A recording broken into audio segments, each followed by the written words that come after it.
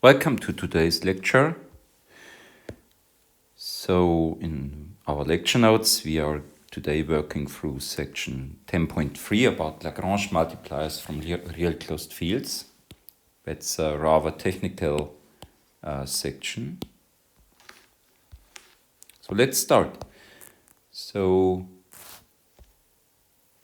first, kind of a really easy remark.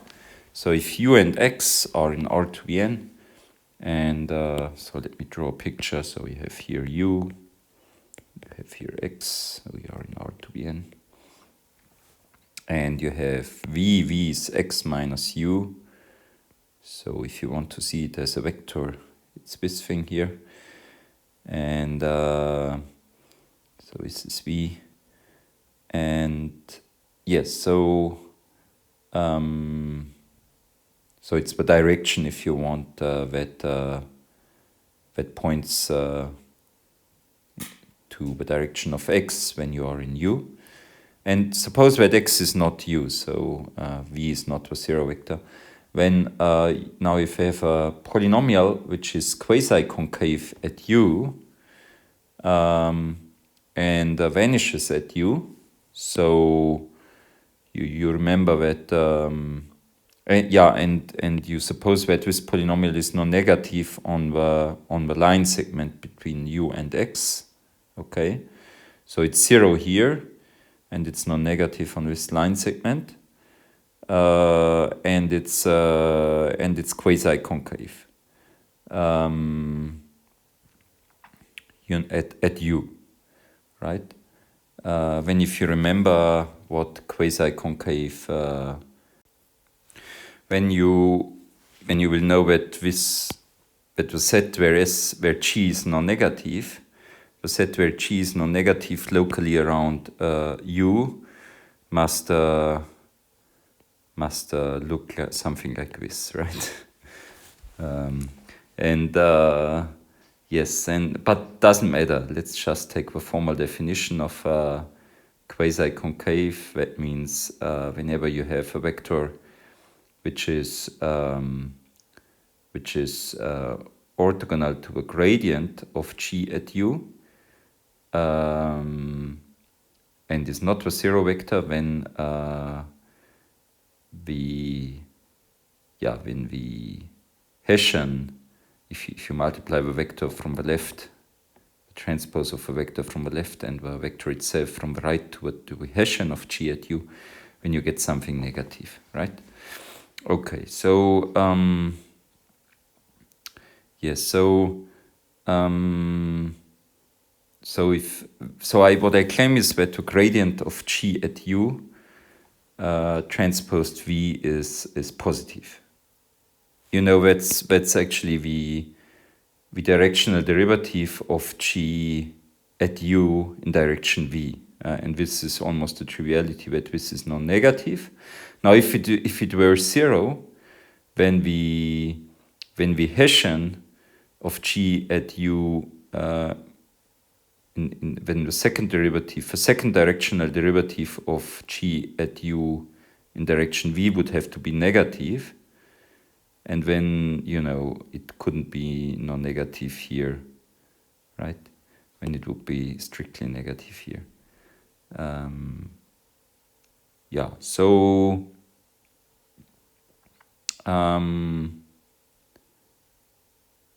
yes, so but what, so it's quite clear why this is true formally and intuitively. What this is saying, that you know, the picture could also be like this. So the set where g is 0 could be this, for example, and where it is non-negative could be this locally around u. And the gradient now, let's see, with the gradient of g at u would then probably point into this direction, right? And this says the fact that the scalar product between g and the gradient between v and the gradient of g at u is positive means that you know that this angle here, that this angle is less than 90 degrees. Okay. Okay, good. And you know that corresponds to our intuition. But anyway, formally it's almost it's really almost trivial here. Okay, now so we come to a lemma: existence of real Lagrange multipliers. So now we are just in the real field. Later on we will want them to be in real closed fields in a slightly different context. But for now, everything is easy. So suppose U is an R2Bn. F is a polynomial in n variables, and I have m polynomials, G1 up to Gm. And U is a neighborhood of U in R2Bn. So this is R2Bn.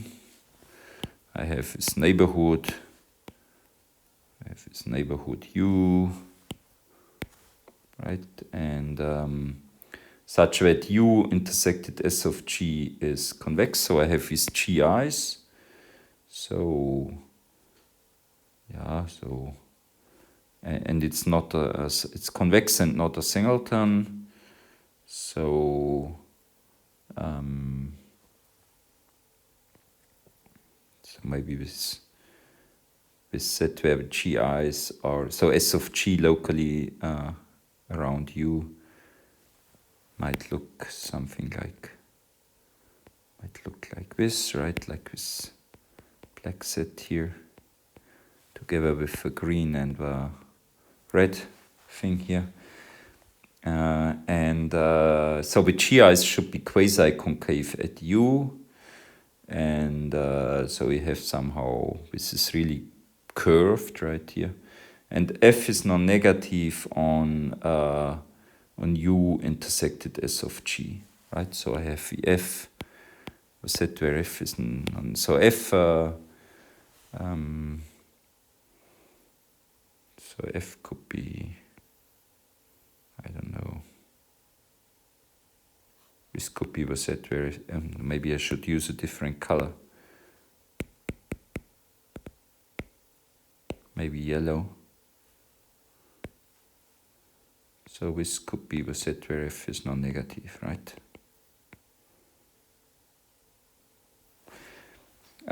Yes, and I suppose that F is also 0, and all the GIs are 0 at U. Sorry, I should have said this earlier.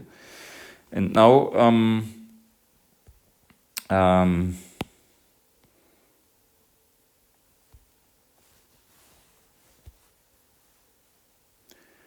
okay, so now where are these lambda 1 up to lambda m in non-negative real numbers, such that the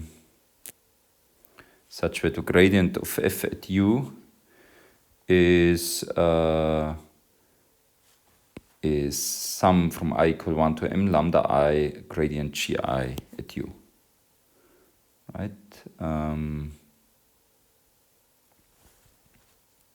Okay, so you know that means that, you know, if you can imagine that, right? So this means that how would, maybe if I had made this a little bigger, this picture. Okay, so let me make it a little bigger. So here's my u and my set S. So let's say I have G1 and G2. I mean, where G1 vanishes is maybe this curve, where G2 vanishes is this curve, right? They are both quasi-concave at U, and the set where they are non-negative is this here, right? And where both of GI are non-negative locally around U looks like this. And then the gradient of G2, let's say, so this says this is the set where G2 is 0. Let me just write like this. This is the set where G1 is 0. And then the gradient of G1 let me draw it in blue, would be this, and the gradient of G2, let me draw it in orange, would be this probably, right? And now I have this yellow thing. This is the set where f vanishes locally around u. But it must be non-negative on a black set, right? And where is the gradient? The gradient, so what you say here is that the gradient is a non-negative linear combination of a gradient. So this black gradient here lies in the cone generated by the orange and the blue one. Okay. So that's what is said here, and you know, it looks like intuitively, yeah, should be true, but doesn't have to be if you have weaker assumptions, right? Because, yeah, I mean, just take n equal 1, so we are now in R to a 1, right? And you have just one variable, and I take m equal 1, and I take G1 equals x1 to a 3 in R x1, right? And I take u to be 0 in R, and then S of G1 is the interval from 0 to infinity, so that's certainly convex in the neighborhood of 0, and it's certainly not a singleton, and then f is non-negative. When I take an f, which is, when I take for f, I take x1, and that's non-negative here in the neighborhood of 0 on S of G, and then, this is also fulfilled. But the gradient of f at 0 is 1, so now that's f prime of 0 is 1, and G prime of 0, or G1 prime of 0, is 0, and and therefore I don't have such an equation here. But you can find you can find more. That's a bit stupid, but you can find lots of other examples which are maybe less stupid. So maybe if you want to try out. Yes, so you need some assumptions in order for that to work. And and these are certainly not the most general assumptions, but most general hypotheses under which these multipliers here exist. But these are those that we need, right? And that's actually easy to prove here. And these multipliers here, you call them sometimes. Some people call them Lagrange multipliers. They are Lagrange multipliers, although in the context of Lagrange multipliers, you usually, look at the smaller set, like you would look at a set of G, which is the set of all x in R to the n, such that each Gi vanishes, right? Okay,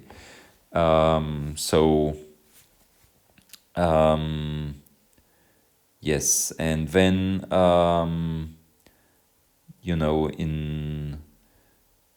if f is non-negative, so this set of G is clearly a subset of S of G, in general be much smaller, and if f is non-negative on U intersected set of G, maybe under these assumptions, set of G is usually not interesting at all, but most of the times. But in another context, you usually look at set of G, and then here, if f is non-negative on U intersected S of G, it's also non-negative on U intersected set of G. And if if all the Gi's vanish and f vanishes at U, when under some other hypothesis, there are lots of versions of this theorem. Actually, you find also such a thing, but you are not guaranteed that the lambda is or non-negative, right? You are not guaranteed this. In order, if you want to guarantee that they are non-negative, then usually you have to look at this larger set S of G, and you need maybe additional hypothesis still, etc. And if you have just lambda i's without knowing the sign of the lambda i's, and if you look at set of G, then usually this method is called the method of Lagrange multipliers, and these lambda I are called the Lagrange multipliers, right? And in the case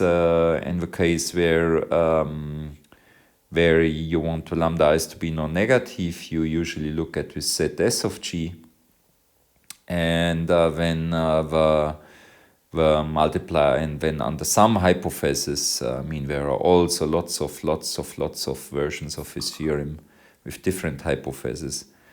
The lambda i's, you can guarantee them to be non-negative. Okay.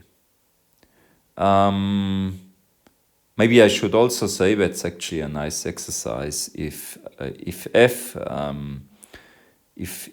is if you have this condition here, and if you know that f is an quadratic module generated by the GIs, then it's actually easy to show that such non-negative lambda i's exist that fulfill this here, right? So if you want f to be, under this condition, f to be in a quadratic module, then this has to be true, right? So yeah. So that's also some connection to quadratic modules, and this is an easy exercise. I won't show now, but you can, if you like, you can do it. Okay, good. Yes.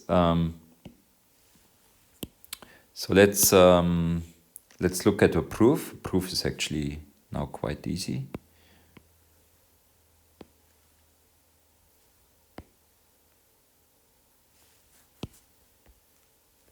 Okay, so, oh, sorry.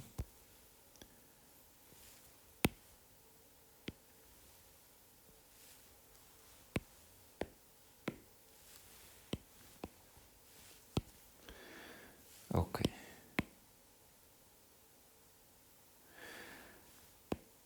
So proof. Choose an x in U intersected S of G such that x minus U is not 0.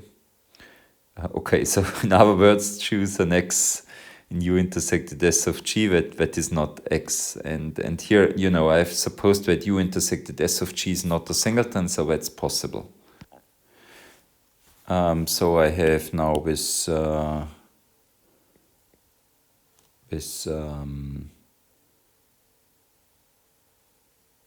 point x, and U intersected S of G is convex, and U and x both lie in it, so the line segment between x and U lies also in U intersected S of G, and on S of G every GI is non-negative, right? So, and yes, and since the GIs are quasi-concave at U, when I know that the gradient of GI at U transposed V is positive.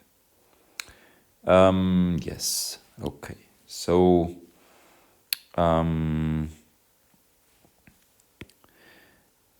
for each I, right? And so now assume the required Lagrange multipliers do not exist when when 7420 yields a W in R to the n such that the gradient of f at U transpose W is smaller than 0, and the gradient of all GIs at U transpose W is greater than or equal 0. Okay, so yes, why is this? So Well, if these Lagrange multipliers don't exist, when with non-negative Lagrange multipliers, that means that the gradient of f at u is not in the cone generated by the gradient of each I of u's. Then I can in fact find such a w, because that's kind of a separation, right? So I separate by a half space the gradient of f at u from the cone generated by the gradients of each i's at u. And in 7420 that was actually a theorem which was somehow much stronger. So that's but there was also a technical hypothesis, namely that E generates V, which is now a bit annoying for us. So first of all, we need it only in the case of a real vector space. Okay, and then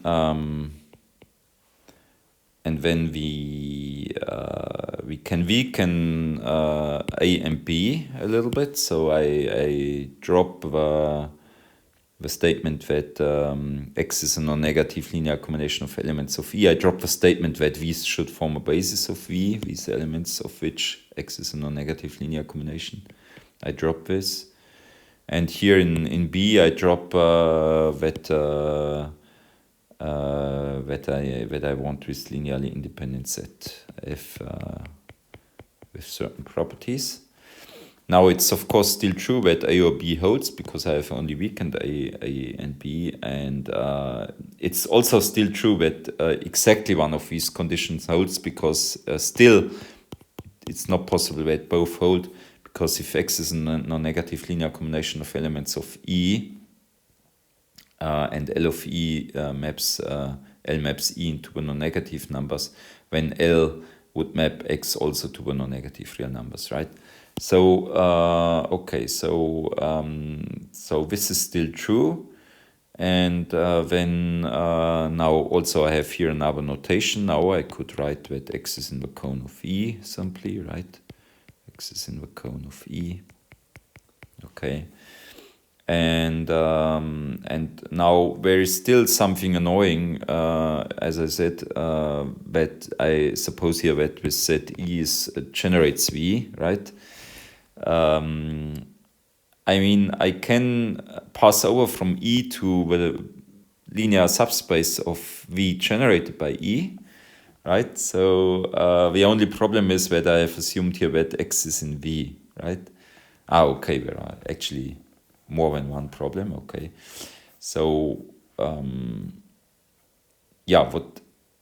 so one problem is let me copy the statement. I mean, everything what I'm doing here is very trivial, but it's a bit annoying. So let me copy the statement, and now let me make a new theorem, let's say 7420 prime. Okay, and I want to or corollary, right? Corollary. Okay, and what I claim is that I can drop the hypothesis that E generates V, right? Okay, so, and there are two cases, right? So if I want to prove this new theorem, case one is where X lies in the span of E, a linear subspace generated by E and V. Yeah, in this case, I can, maybe I should call this V prime, right? In this case, I can apply theorem 7420 to V prime, right? Because X is in V prime, and E now generates, of course, V prime. And when I get that X is either in the cone of E or that there exists with L, which is now only defined on V prime, right? It's only defined on V prime, but of course I can extend it to V, right? So this case is settled by extending this L from V prime to V. Okay, and the case two is where x is not in this span of E, right? When I don't use theorem 7420, but I can, when I also know that x is not in the cone of E, so what I have to prove now is just this, right? And now this becomes almost trivial, right? Because I mean, on the span of E, I can set, well, I can take a basis of V prime and can complete it to a basis of V, and on the basis elements of V prime, I can prescribe L to be, for example, 0, right? So that this is certainly fulfilled, and on X I can prescribe, well, and on, yeah, actually, if you want, I can even make it in the way that X is one of basis vectors from V, right? And so I can prescribe a value on X. For example, I can prescribe -1. So that's easy. That's just linear algebra. Has nothing to do with inequalities, actually, right? So this case is just easy linear algebra, and you don't use this theorem. Yeah, and now what I actually use is this thing here, right? And now if V is R to the n, we actually employ it where V is R to the n, right? So V is R to the n. And X is in R to the n. And then instead of saying that there exists this linear form, I opt for every linear form on R to the n is given by the scalar product with some vector in R to the n, of course, right? And so I can just say there is some W in R to the n with, scalar product of E with W is non-negative for each element from E, and scalar product of X with W is smaller than 0. And that's what I used here in the scalar product. I wrote it down in this matrix notation, right? So this W is this L from this theorem, right? Okay, it's just a separation theorem, and of course we had other separation theorems which you could probably also employ somehow, but then you would have to prove that the cone generated by finitely many vectors in R to the n is closed, which would also not be hard. And then we could probably also apply other separating theorems we had, but since we have already this strong one, I applied that one now. Okay, so that was very easy. Now replacing W by W plus epsilon V for some small epsilon bigger than 0, right? We get that, I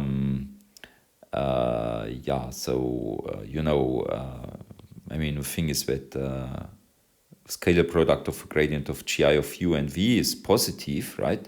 So if I add here a little epsilon times V for some small positive epsilon, then I can make these things here positive, right? And at the same time, I can choose epsilon sufficiently small so that this stays negative, of course, right? So yeah, by replacing W by this, I can, without loss of generality, suppose that W satisfies even this strict inequality, and still that one, of course. And so then for sufficiently small delta, let's say positive real number, we have that U plus delta V is in U intersected S of G, right? Because, I mean, all GIs vanish at U, F vanishes at U, okay? And now I found a direction W into which the directional derivative of the GIs and of is positive, yeah? And so if I go a little bit into that direction, I will stay in S of G, of course, right? Even the GIs will be positive at the points if I go a little bit into that direction, and but the F will be negative, right? Because the directional derivative of F is negative. Okay, so we have u plus delta v lies in u intersected s of g. Yeah, in u, by the way, because u is convex, I will stay in u, because x is in u and u is in u. Both x and u are in u, right? Let's see. Yes, u is in u and x is in u. Okay, and f of u plus delta v is smaller than 0. But that's that's now a contradiction, because I said that f is non-negative on u intersected s of g. Okay, so that was very, very easy. So now I need the definition of boundary. That's a very general topological notion which you might know already. And here I refer to 525, where I define the interior and the closure of a set in a topological space. And here I define our boundary. And the boundary is just the closure without the interior, right? So it's the closure intersected with the complement of the interior, right? And the complement of the interior is, let's see, so M without the interior. I claim that's just the closure of M without A, right? So because because point, when does a point lie in the complement of the interior? When some point lies in the interior of A, if there is a neighborhood of this point that lies in A, right? And it lies in the complement if every neighborhood intersects the complement of A, right? So and that's exactly what point. So that's exactly the condition that the points in the closure of a complement of A satisfy, right? The closure of a complement of A, these are the points such that of which every neighborhood intersects a complement of A. Okay, so I can write it in this way or in this way. So I like actually this, writing it in this way, because it says, okay, these are the points that somehow almost lie in A, line A or almost line A, right? And these are those that lie almost in the complement of A. So they are, very near to A and very near to complement of A. So that's the boundary. So that's somehow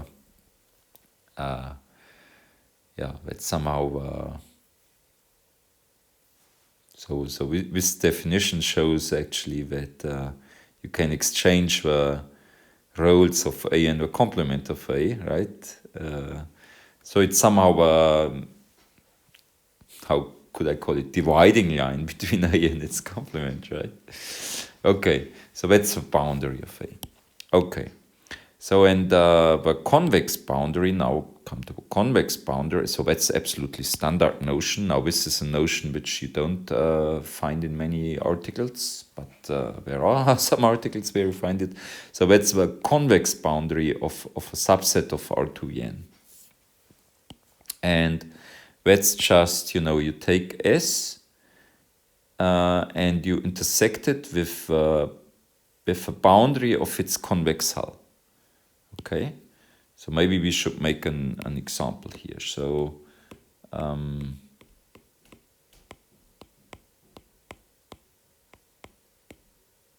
so you take S, take your set S, maybe this is the set S. Okay, and now I take its convex hull. Draw it in green.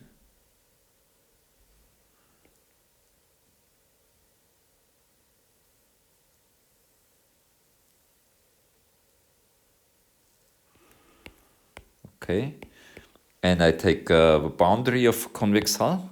Draw it in red.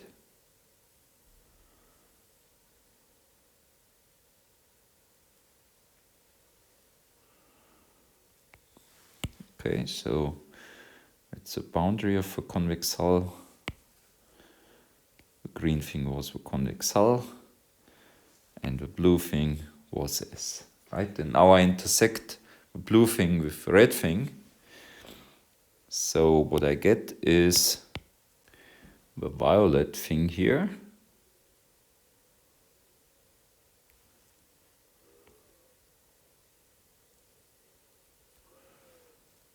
What I get is probably something like this.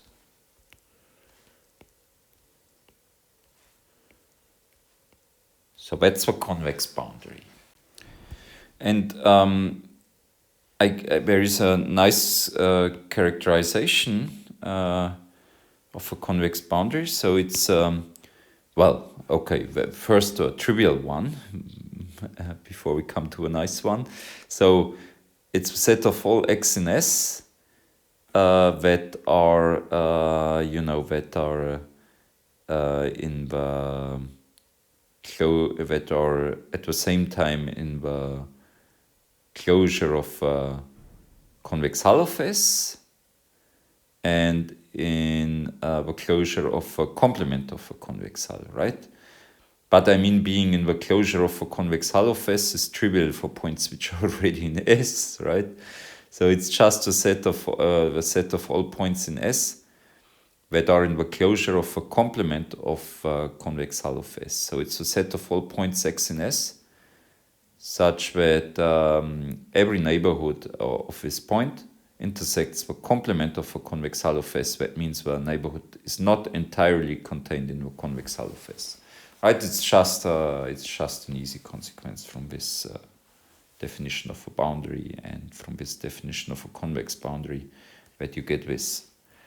So a set of all x in S such that for every neighborhood of x does not lie in the convex hull of S, right? So for example, this point in S here, let's draw it in black. This point is not in the convex boundary because I can find a neighborhood around it, which is contained in the convex hull of S, right? Okay, good. And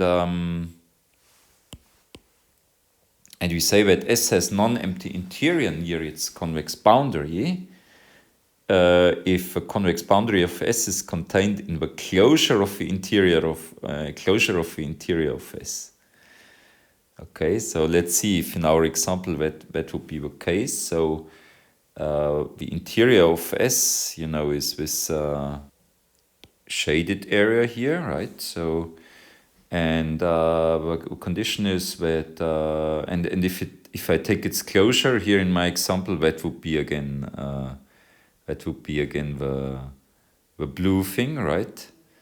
And then the violet thing should be contained in the blue. That's true here, right? It just says that every point of on the convex boundary that is such that every neighborhood of it intersects the interior of S, right?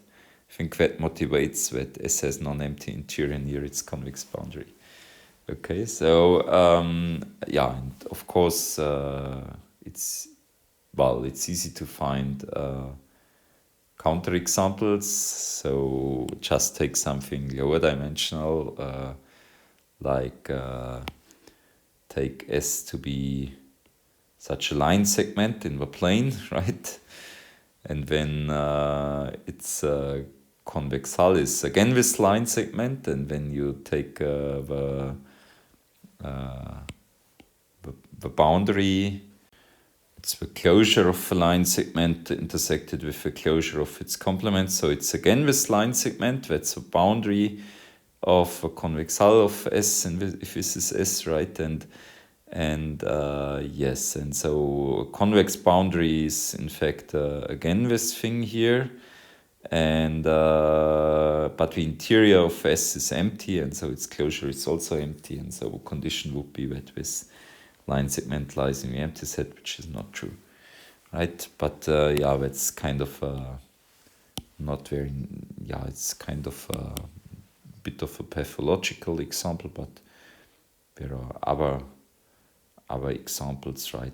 So for example, we could say that, I mean, S could be this set, union a point, okay, in the plane, and then the convex hull of S would be this green region here,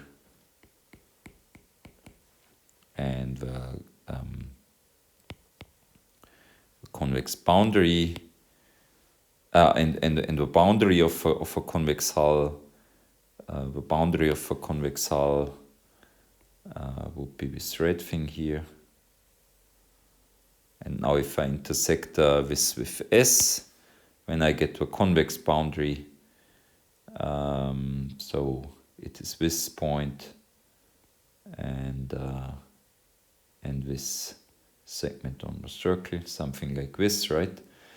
And that's a convex boundary now, and yes, and so this point on the convex boundary is not contained in the closure of the interior of S, because the interior of S is just this open disk here, and its closure is this closed disk. So yeah, okay, so that would be a counterexample. Okay, so but it's quite mild assumption usually that S has non-empty interior near its convex boundary with very tame sets like we will often have. So let S be contained in R to the n.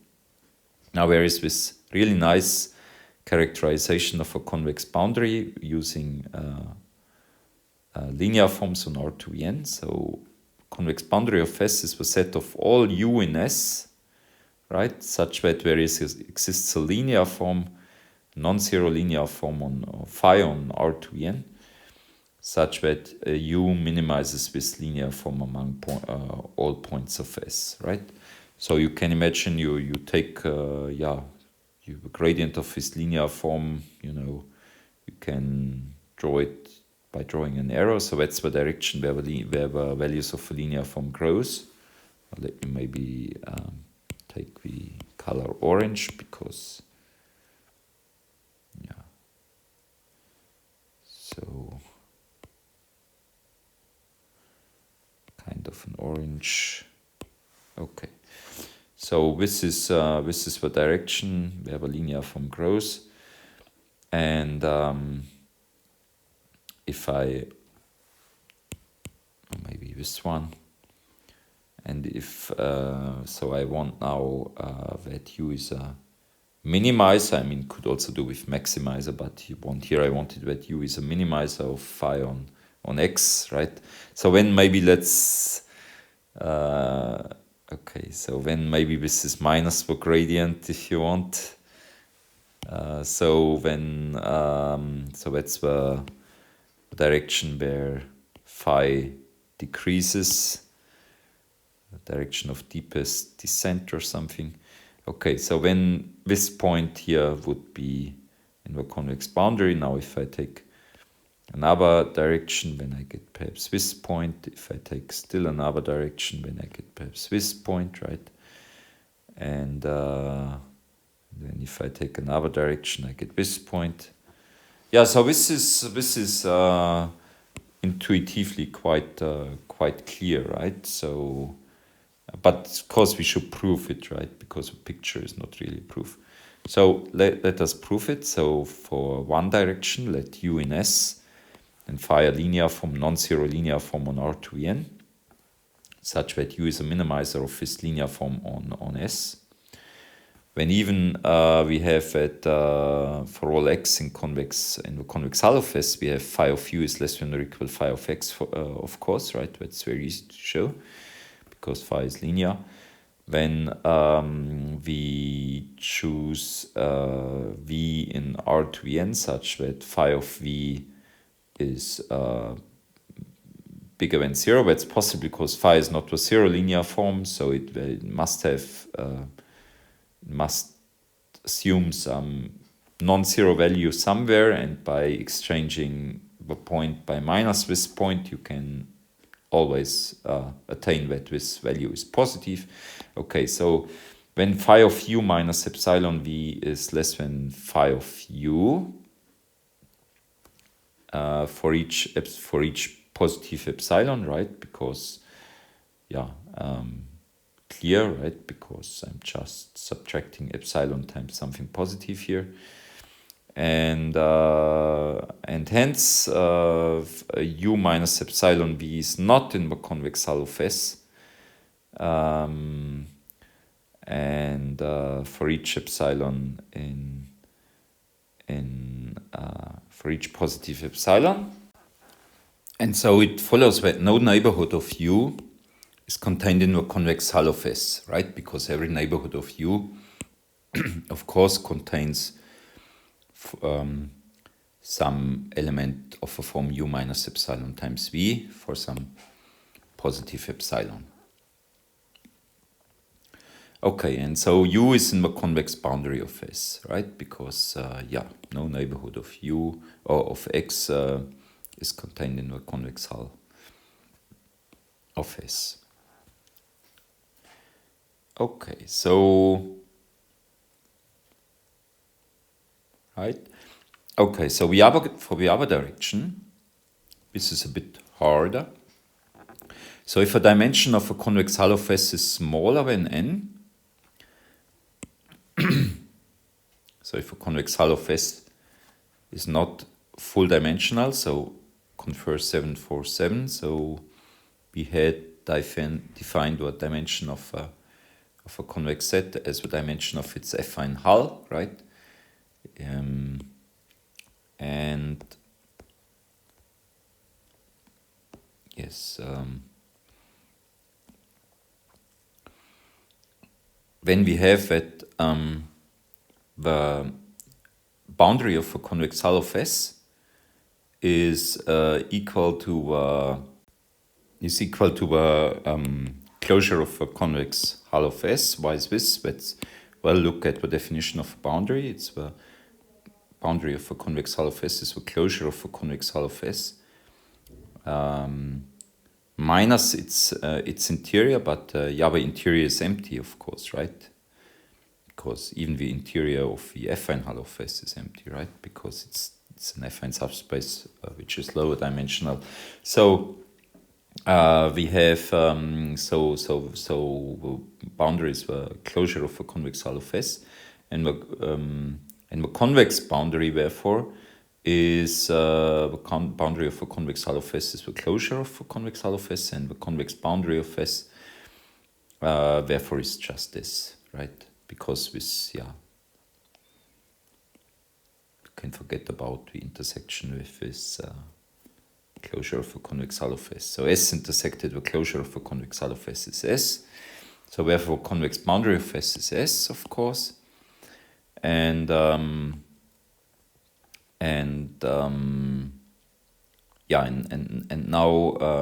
and one easily finds. So now I claim that. So the claim reduces to the fact. So we claim actually that S equals this set on the right hand side, and that means that what we have to prove is that for each point u in S, we find such a phi, right? And that's very easy. So because one finds a linear form which is not a zero linear form that is constant on the convex hull of S, because the convex hull of S is low dimensional. That's very easy to show. And so now suppose that and you can take this phi, right? And so now suppose that the dimensions, so the interesting cases where the dimension of a convex hull of S is n, and then let u be an element of a convex boundary of S, and now we have to find such a phi here, right? Again, and by 7,4,17 we get an exposed phase F of a convex hull of S, or which is lower dimensional. Right, so 7,4,17. So let's see. Yes, so if I have it says that if I have a point on a convex set which is not in the relative interior of it, when it's contained in a face whose dimension is smaller than the dimension of a set A, of a convex set A. Yes, so the interior here is since the dimension of f and hull of S is n, the relative interior is just the interior. So so I get such a face f by 7,417. I get such a face,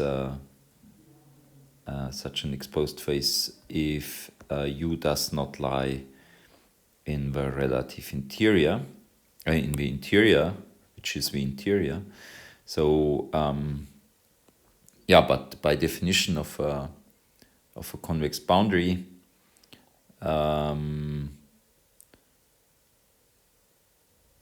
u does not lie in the interior of a convex hull of S, right?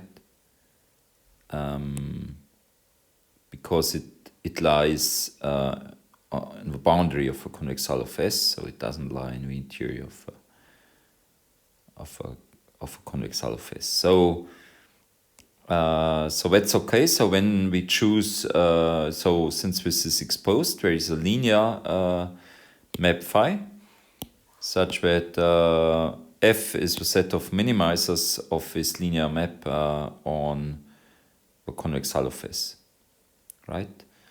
And since the dimension of f is smaller than n, we have obviously that phi is not the zero map. You know, if phi were zero map, then f would be the convex hull of S, but the convex hull of S was full dimensional.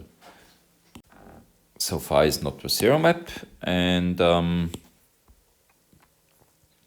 yes, so yeah, and when we are done, because we have found linear map phi, which is not the zero map, such that you know, u is in an element of f. That means that u is one of global minimizers of phi on the convex hull of S, and therefore on S, right?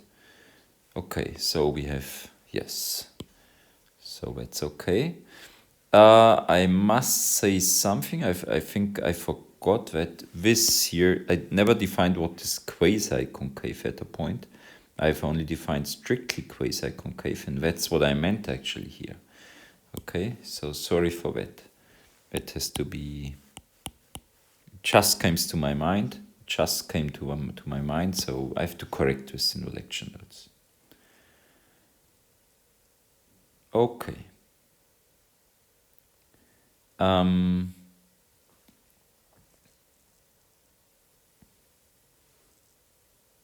Okay, so this is good. So now we have this nice characterization of a convex boundary in terms of linear forms. Okay, so now the next lemma. So let B be a closed ball in R2n, right? I mean, even the empty set, it could even be the empty set if you want, if you take negative radius. I don't care about that. In that case, will not be very interesting. It could also be a point if you take radius 0, or I mean a singleton set with just one element. So, or it could be some positive radius, ball with positive radius. And now take g1 up to gm polynomials in n variables, x1 up to xn. And suppose that all these polynomials are strictly quasi-concave on the ball, right? Then the following hold. So if I intersect the ball with S of g, the intersection is convex. And, you know, the intuition is that because of this strict quasi-concavity, must look like this. So you have here this ball, right? And when you have here with GIs, and the level set, the set where VGIs are 0 with 0 sets of VGIs inside this ball, because of quasi-concavity, you have to look something like this. So that's at least the idea. And yeah, so or it could also be like this, so that you have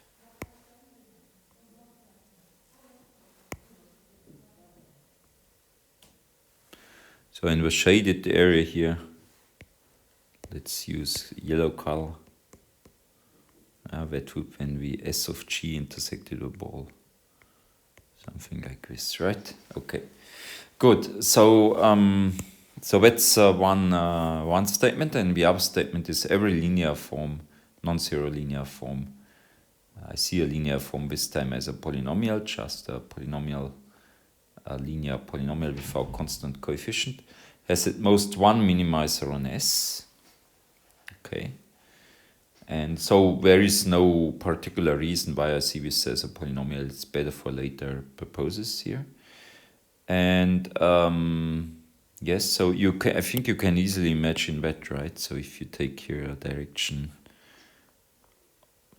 of descent of this linear form, right?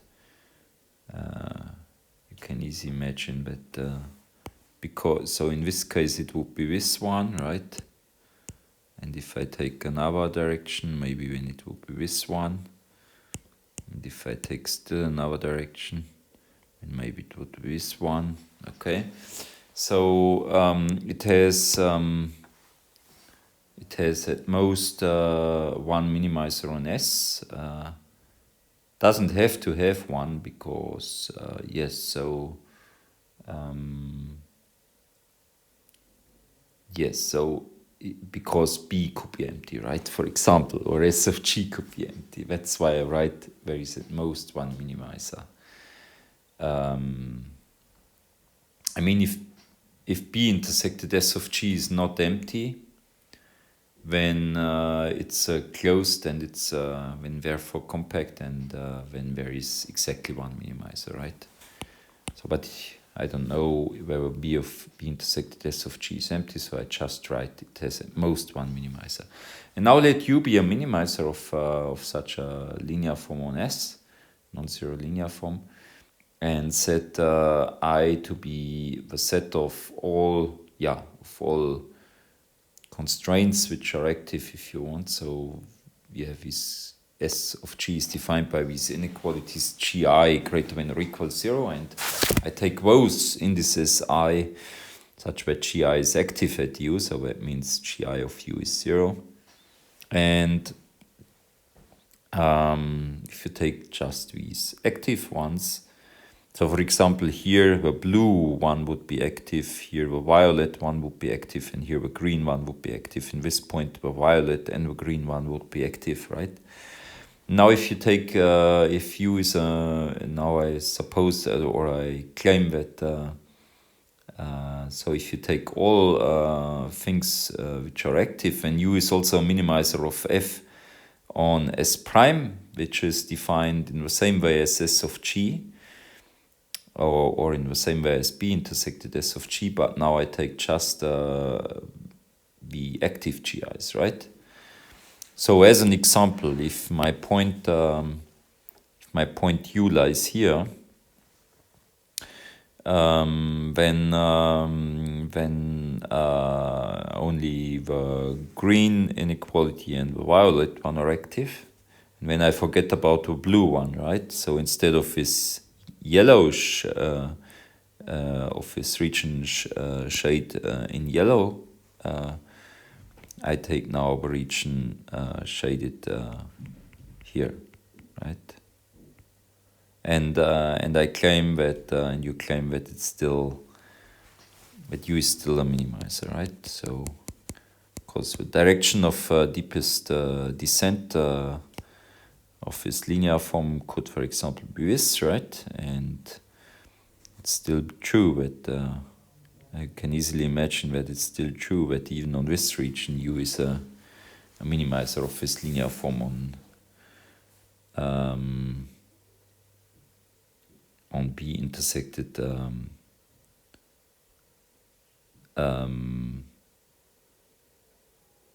the S of the active constraints, right? Of the active polynomials. Okay, so and yeah, and that trivially contains S, which is the intersection of B and S of G. Okay, let's prove this. So first A.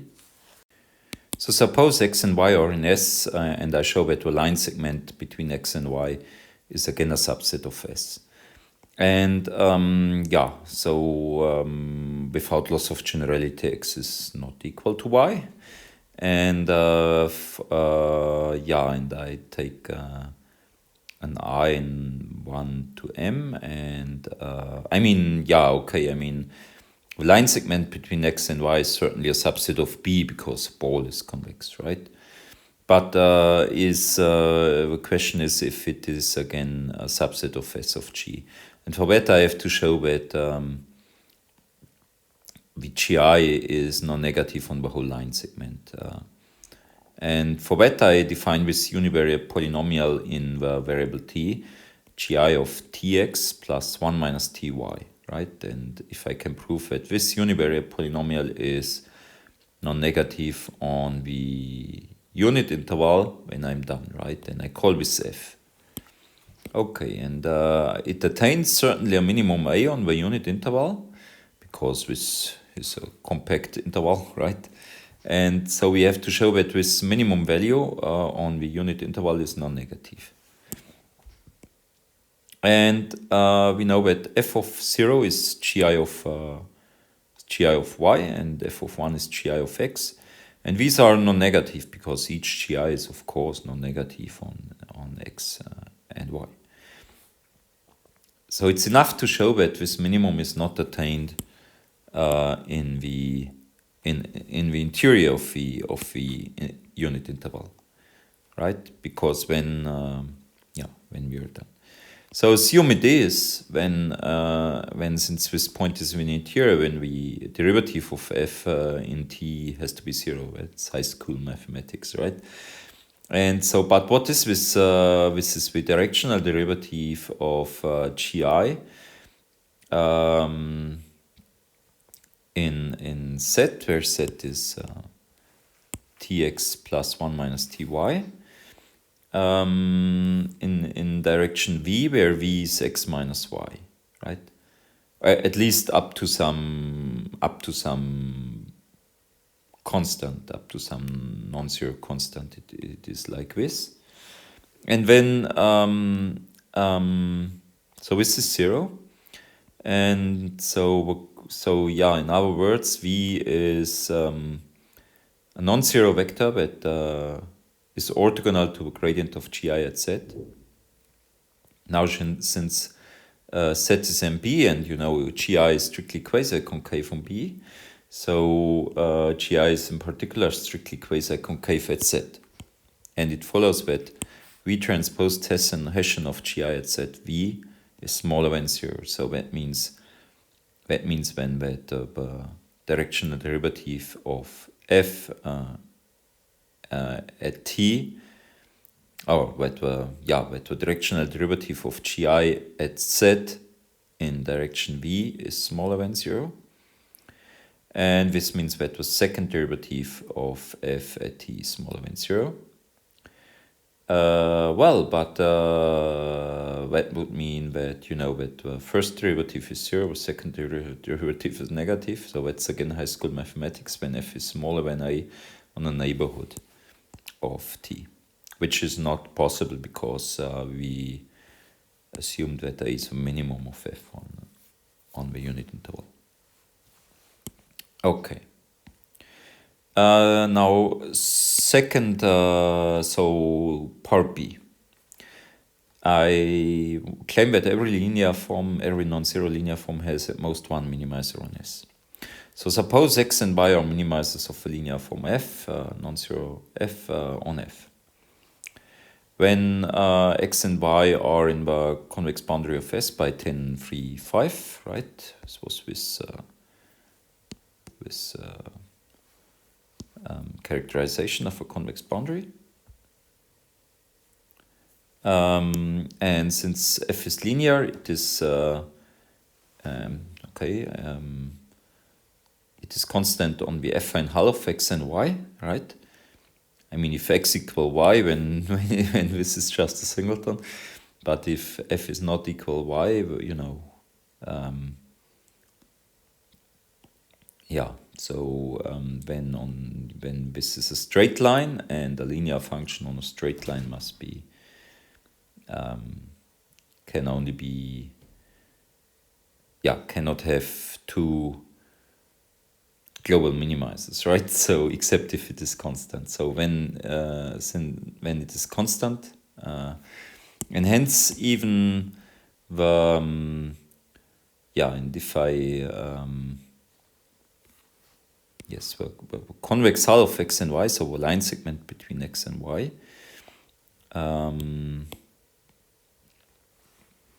is contained because S is convex by A, and x and y are contained in S, since they are in the convex boundary of S. So the convex hull of x and y, so this line segment between x and y, is contained in S, and therefore, and of course also in the affine hull of x and y. And by 10, 3, 5, this is contained in the convex boundary of S, right? Because f is constant on the affine hull of x and y, so it takes on the same value as it takes on x and on y. It's on the whole affine hull, so on the straight line through x and y. And so this is so by 10, 3, 5, this whole intersection of a straight line of between x and y and S certainly is contained in the convex boundary of S, but this is S.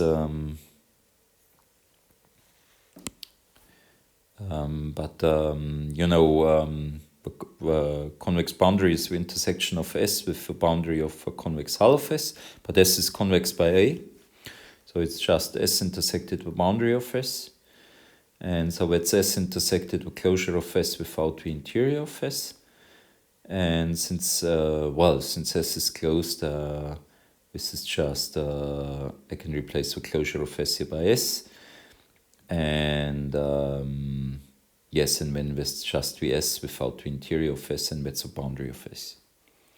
So that means the convex hull of x and y is contained in the boundary of S. And now if I take away x and y from this line segment, so I take the set of points which lie properly on the straight line between x and y, when this is contained in the, of course, in the interior of a ball, right? That's, it's easy to see, right? So when we have that, here I use that this is a ball, right? So we have in that the convex hull of x and y without x and y is contained in the zero set of a product of each i's, right? Because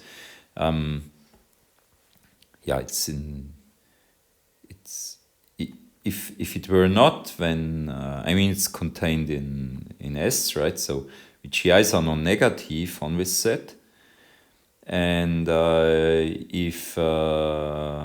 if I had a point in this set where each GI would be positive, then whole neighborhood of this point would be in S, but yeah, but that's not possible because the convex hull of x and y is contained in a boundary of S, right? Okay, so yes, so yes, also using that. So this argument would not work for the endpoints of a line segment for x and y because they could be on the on the boundary of B, and yes, and yes, exactly. So and that's, so they are actually on the boundary of S.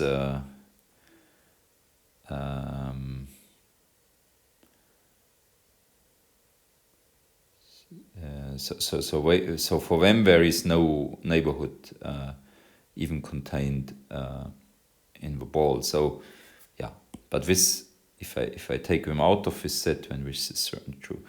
Now I want to show that x equals y, right? And that's what I have to show, and assume for a contradiction that this is not the case. Then and this implies that at least one of each GI vanishes on the affine hull of x and y, right? Because, I mean, you know, this is a line segment. If x is not equal to y, then this is a proper line segment where the product of each GIs vanishes. And, you know, if a univariate polynomial vanishes on a non-empty interval, then it vanishes on the whole real line, right? So, and therefore, yeah, and therefore this product of each i's has to vanish on the whole affine hull between x and y, on this straight line between x and y. And yes, and what I have to and therefore one of each i's has to vanish on okay, the product has to vanish on the affine hull, and therefore one of each i's has to vanish on this affine hull, right? Because, you know, if a product of univariate polynomials is the zero polynomial, then one of the factors must have been already the zero polynomial. So fix a corresponding I, set v to be y minus x, which is, by our assumption, is not the zero vector. We have in that the directional derivative. Yeah, since gi vanishes on this straight line between x and y, when the directional derivative of x in direction v is of course zero, and the second directional derivative also. And since gi is strictly quasi-concave at x, this implies that v is zero, and then we have already a contradiction, right? Yeah, why does this imply that v is zero? Because if v were not a zero vector, then since it's orthogonal on the gradient of gi at x, and gi is strictly quasi-concave on x, when this v transpose tangent of gi at xv would have to be smaller than zero. Okay, good. Yeah, so we are done with this. Why is gi strictly quasi-concave at x? Well, you know, we had here that GIs are strictly quasi-concave on B, and X was an element of S and therefore of B. Okay, good. So with that, that proves B. And now for C, by definition of I, the sets S and S prime coincide on a neighborhood of U in R to N, because this is the set of all indices I in 1 to m where such that gi of u is 0. So for the indices I which are not in capital I, the corresponding gi of u is actually positive, because u is in S, right? And yes, so also on the neighborhood of U, those for those I which are not in capital I, gi will be positive on a whole neighborhood. So And that's why S and S prime coincide on a neighborhood of U in R2n. So meaning that if you intersect S and S, so there exists a neighborhood of U such that if you intersect it with S and S prime, you get the same set. Okay, so hence U is a local minimizer of F on S prime. You know, it was a global minimizer of F on S. And now it's at least a local minimizer of F on S prime. But since S prime is convex by A, you know, I can apply A this time only for VGIs which are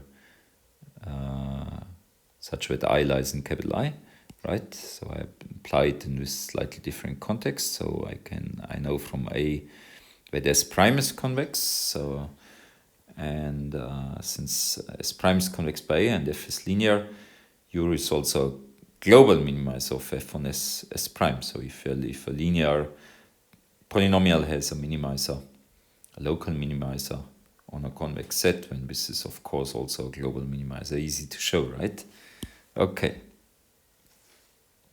It's also a global minimizer of this linear polynomial on this convex set. Okay, so that's 10.3.6. Now we come to 10.3.7, and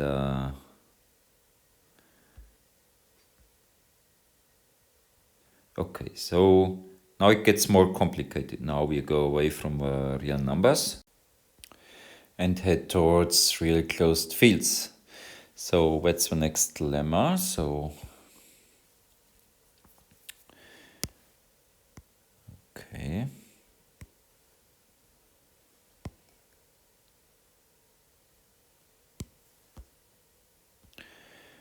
Okay, so suppose B is a closed ball in R2n.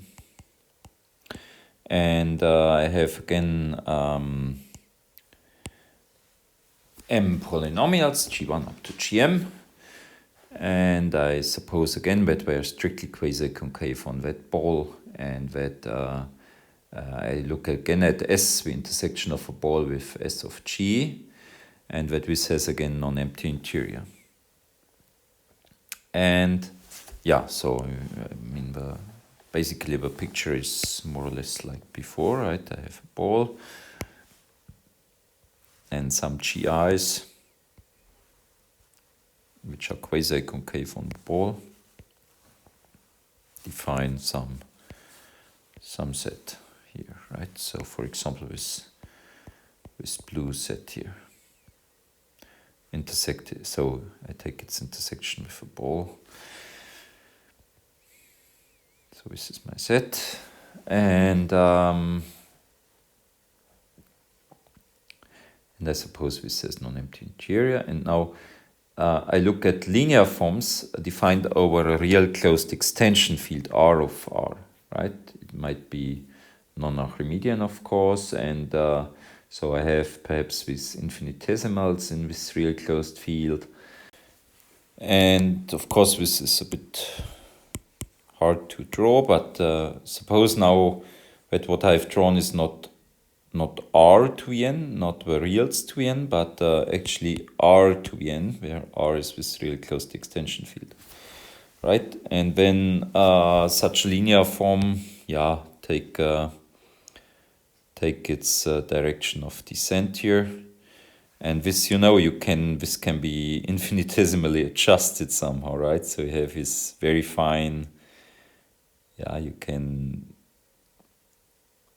yeah, it's of course hard to draw, but you can actually, you have much finer adjustment than what you had over real numbers, because you have these infinitesimal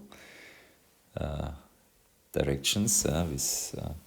Okay, so and now but when I look, of course, also this should no longer be the set S, but it should be its transfer to this real closed field, right? So, and now I'm claiming that I have always a unique minimizer here, yeah. And you can imagine that this is true, right? So, for example, if I have this direction, when it would be this one and so on.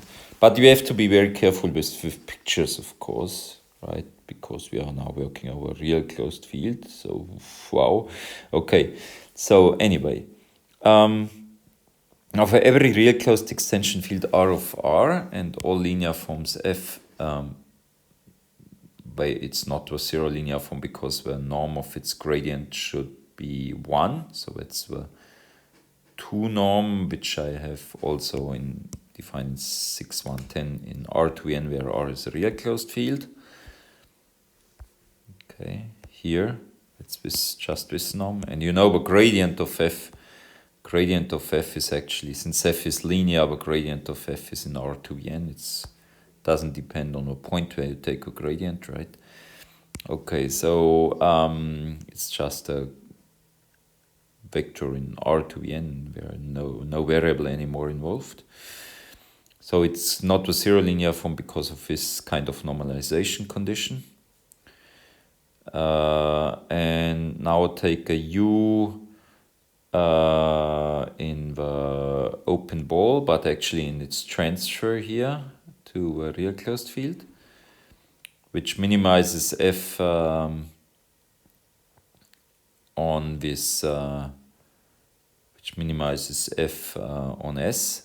So this one would not be okay because it lies, that it's not in the transfer of the, doesn't seem to be on the transfer of the open ball, it's only in the transfer of a closed ball.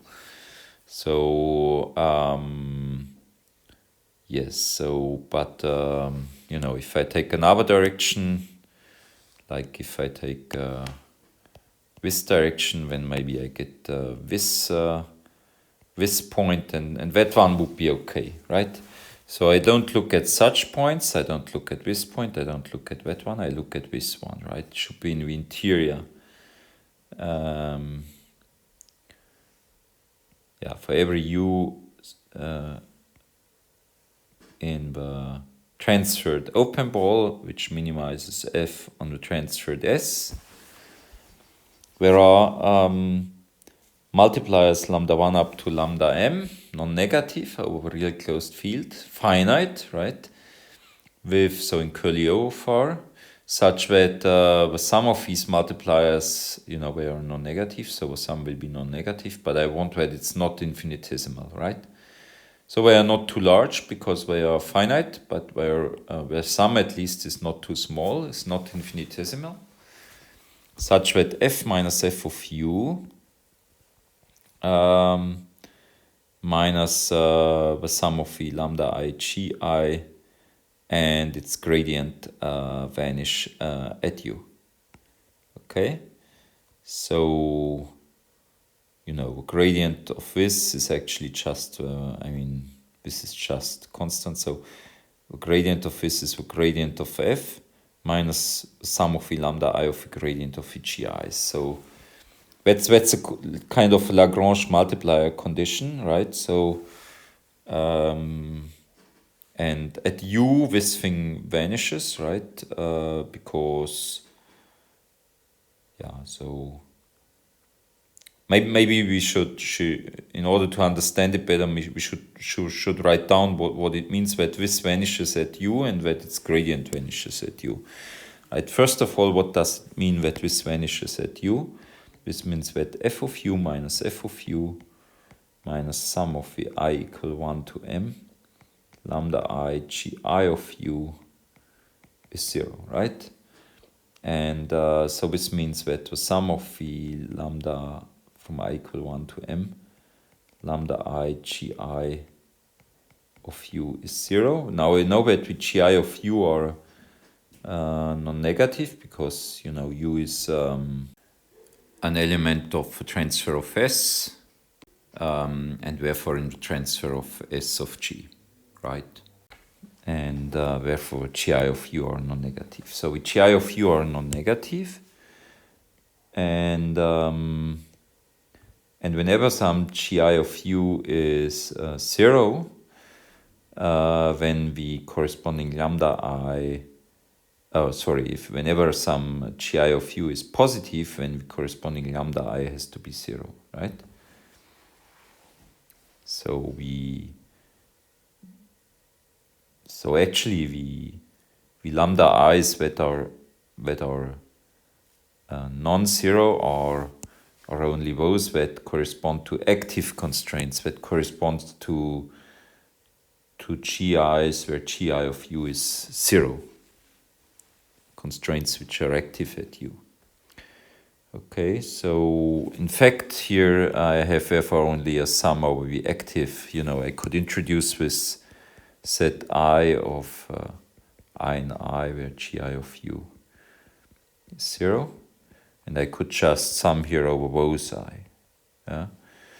And the other lambda i's do not contribute anything because they are 0. Okay, so and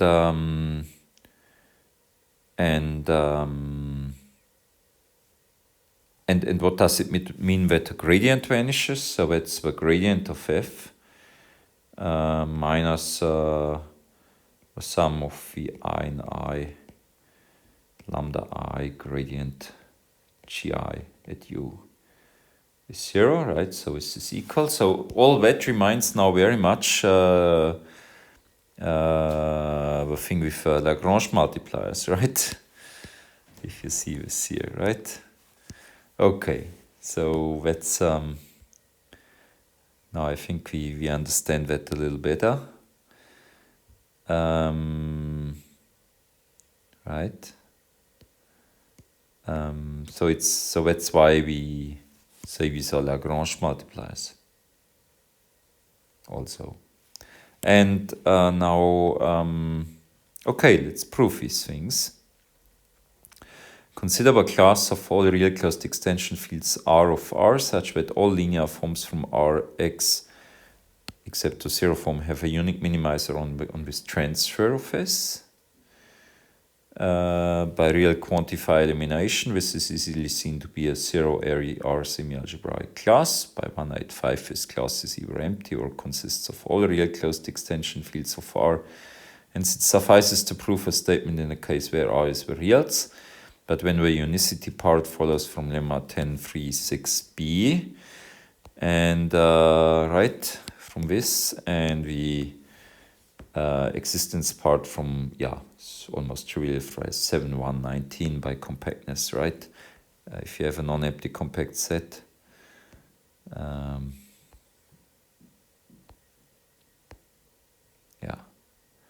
if you have a non-empty compact set, subset of R to the n, then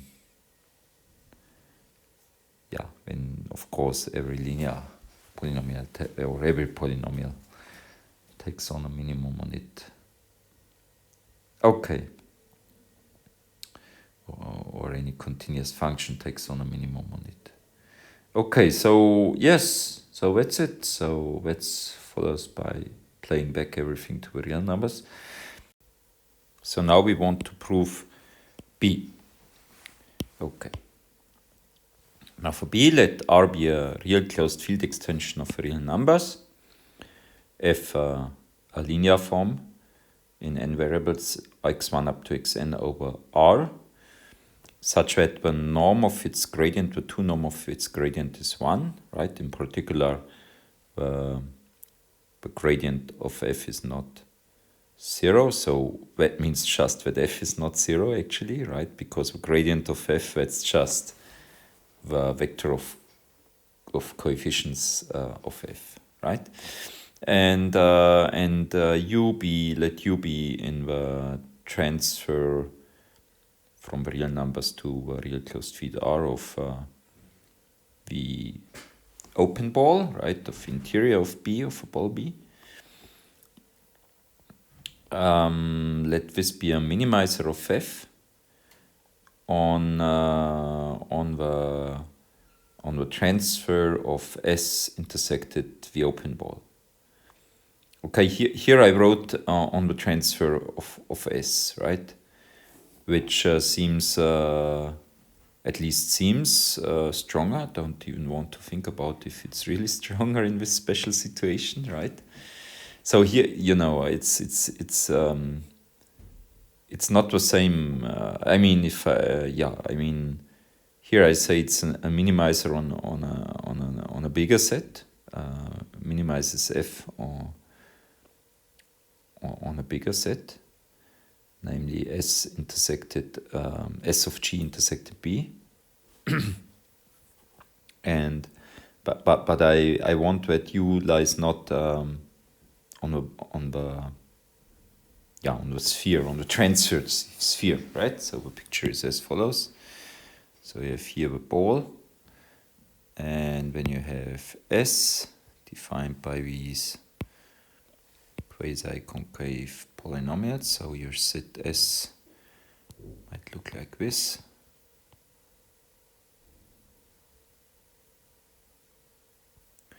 So that's S. And now I assume that that U is in the open ball, but it minimizes f on the transferred open ball, but it minimizes f. Well, I here the hypothesis that U is in the transferred open ball, but it minimizes f on S, right? So so if I draw U with green color, well, green we had already, so blue color, right? If so, U should be in the open ball. It cannot be here on a boundary, right? I mean, here if a boundary, I mean the transfer of a boundary of a ball, right? Transfer of a sphere. But I draw everything as if it was real because I don't know how to draw otherwise. Okay, so for example, gradient of f could point into this direction, and then this U could be here, right? U could be here. Or another possibility, gradient of f could point into this direction, and then that's perhaps not a good direction because when U would lie, probably would lie here, and that's not allowed. Okay, but it could point into this direction, and U could be here. Okay, and so on. And here I'm saying that that you should minimize f on transferred S.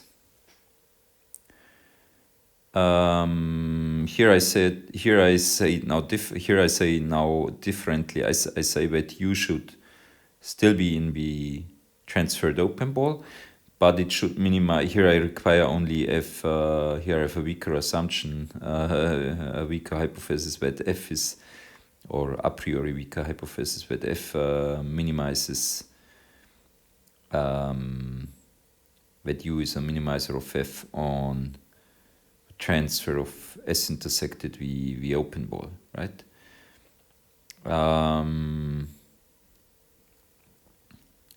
So in fact, it looks like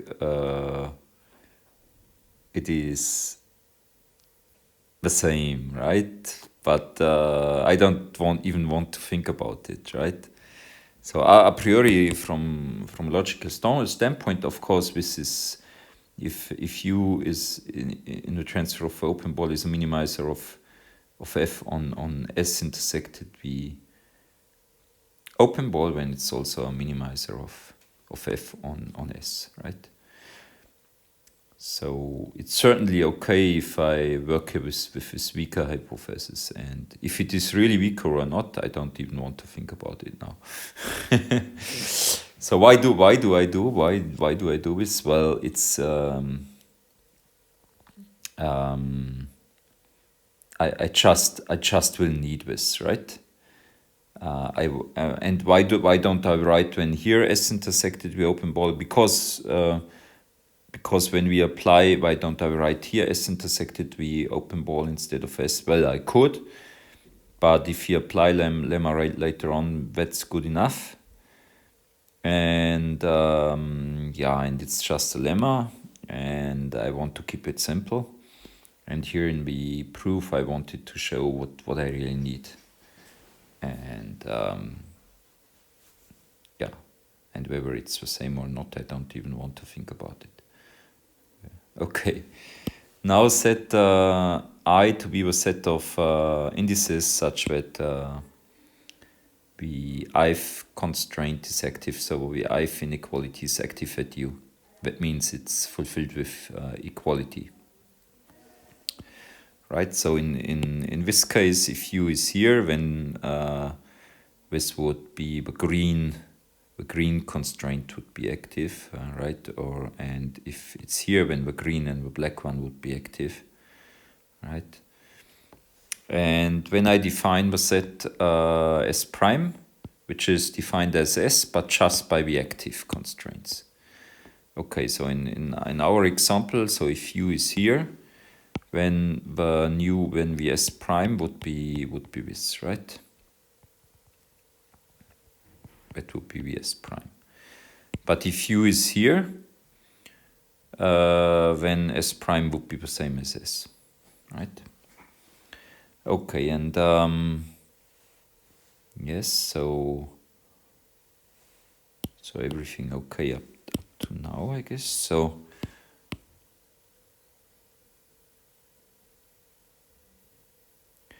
okay.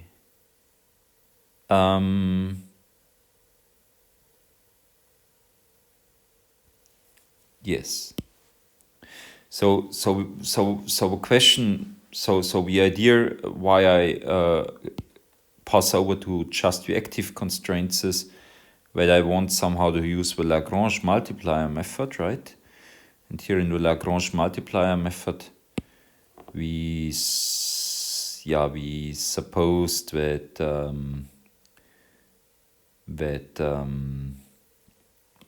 f is non-negative on S of g, where g was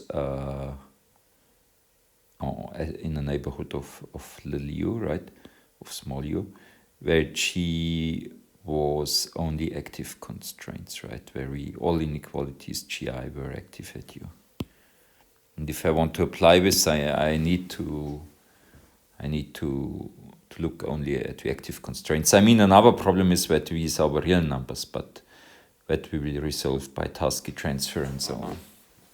Okay, and but we need also that here we need also that f here I have that f is non-negative on u intersected S of g, and that f of u is 0. So let's see how we resolve this here. Well, in fact, I will look instead at f, I will look at f minus f of u. So, but this a priori is only non-negative on I mean, this vanishes as at u, but it's non-negative a priori only on the transfer of s. But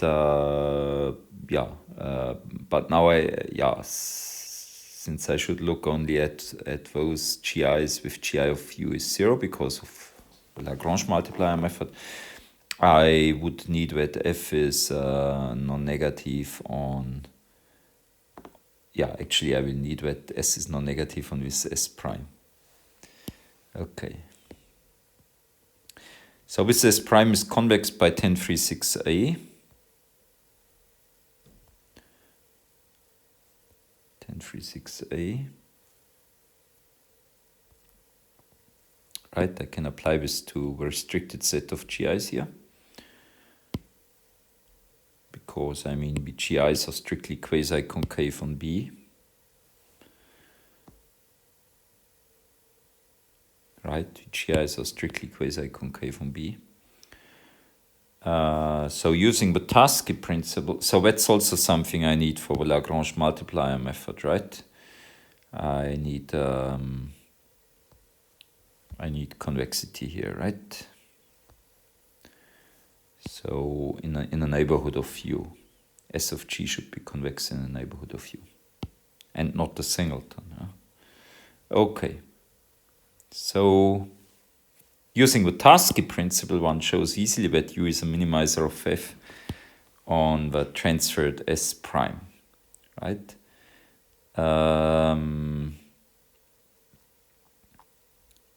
Yes.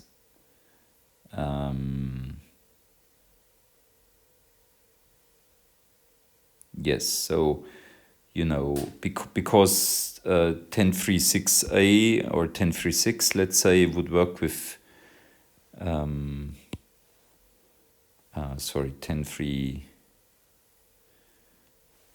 yes, 1036, 1036 C would works for every linear form, right? And you know, you can formulate something like this in a semi-algebraic way and use the Tarski principle, right? And yes, so I don't go into details. We did this many times. Of course, it's technically, you have to think about how to do it technically, but I think you're now grown up, and I leave it up to you. Note also that, of course, U components of U are finite elements of a real closed field R. Yes, because because this ball is contained in it's contained in a ball around the origin, or in a box around the origin, or in a ball around the origin of finite radius, right? And then it's easy to see that, when this is easy to see. Okay, and the standard part of U, which I can build when, right? It's defined component-wise, lies in S, because because U is in, U is in S, right? And in particular, it's in S of G. So each Gi of U is non-negative in the real closed field R. So the Gi of a standard part of U, so Gi of standard part of U, Gi is a real polynomial, so it's the standard part of Gi of U. And this is non-negative in R. And the standard part of a finite non-negative element it's also a finite element in R. Standard part of a finite non-negative element in the real closed field R is, of course, a non-negative real number. Okay.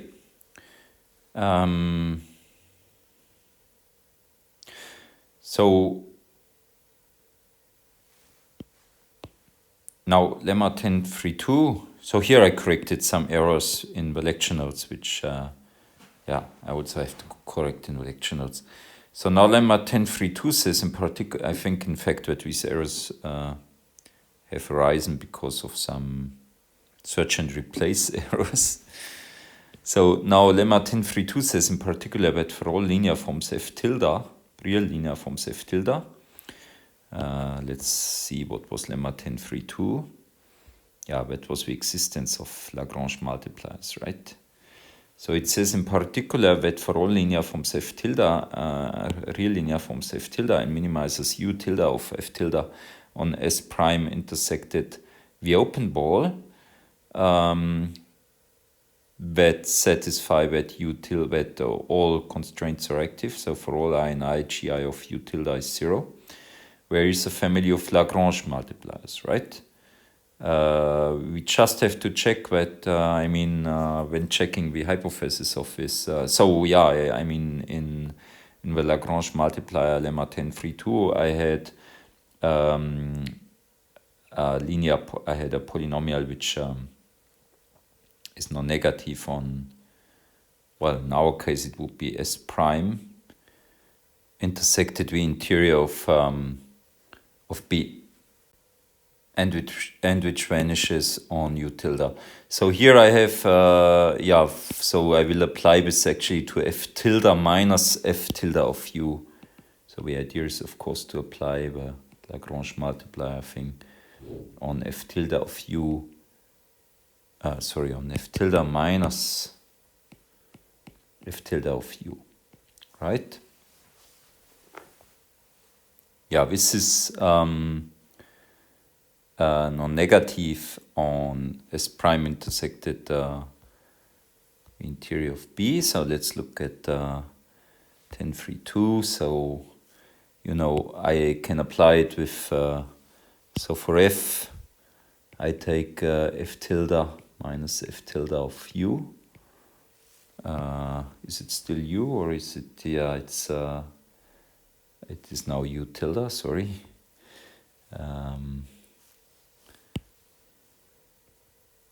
U tilde, and I take here U tilde, and then the neighborhood of U in R to the N, I can take the interior of B, right? So, and here I take the, I take only the active, I don't take all GIs, only the active ones. Yeah. But this is, I have to check that this is convex and not a singleton, right? And when everything is okay, right? So let's see. So what do we have to check still? We have to check that S prime intersected the interior of B is convex and not a singleton. Okay, so I said already that S prime is convex here. This followed from 10.3.6a, and the open ball is also convex. So this intersection is convex. And why is it not a singleton? Well, because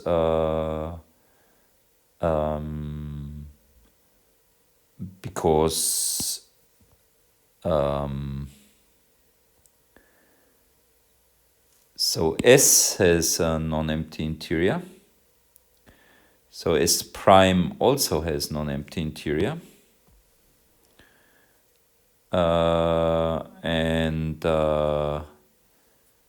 Yes, and since S prime has non-empty interior, it cannot be contained in, okay, so since S prime has non-empty interior, well, it's easy to see, right? So S prime is contained in the ball B and has non-empty interior, so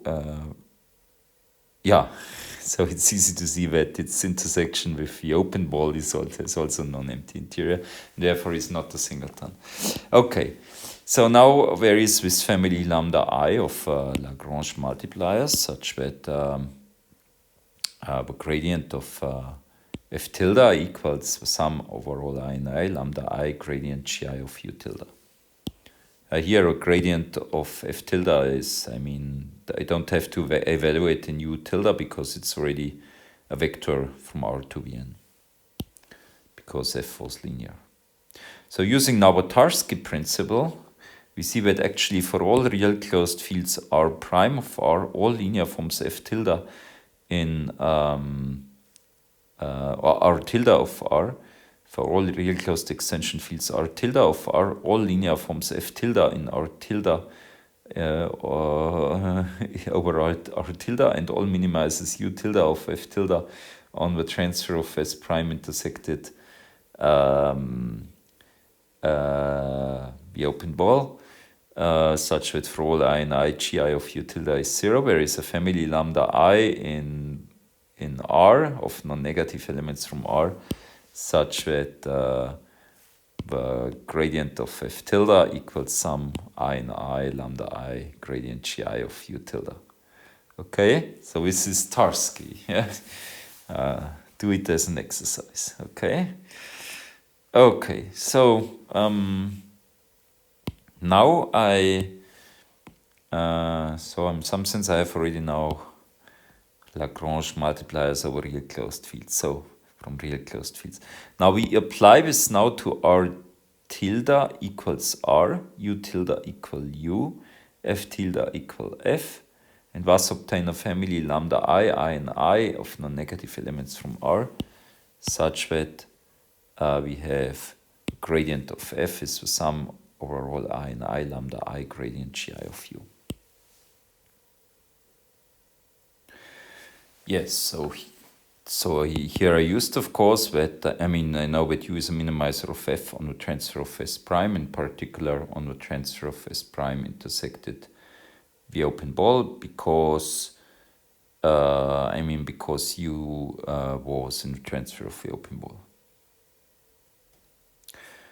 And yes, and I used that for all I and I, Gi of U is 0, right? That's the definition of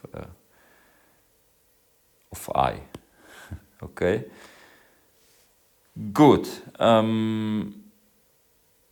Yes. So I get this. I call this star. Now, in order to show that lambda I is so now we have already our lambda i's that we want, right? So what do we want? We want lambda i's. We have already non-negative lambda i's. We have to show that we are in OR and that their sum is not infinitesimal. And we have already that, let's see, do we have this already? So we have already that f minus f of u minus sum I equal 1 to m lambda I Gi vanishes and its gradient vanishes.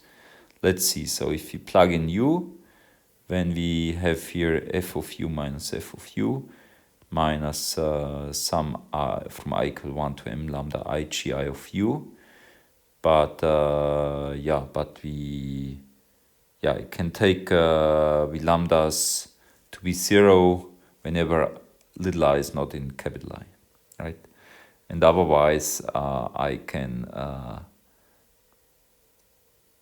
I take these lambda i's. For I and I take these lambda i's, and for them Gi of u is 0, and so that's okay. And for the gradients, well, I get here the gradient of f. I have to show it gradient of f equals the sum over all I and I, because, for lambda I is 0 when I is not in I. So I have to show the gradient of f is the sum from I equal 1 over all I and I, such that of lambda I gradient Gi of u. And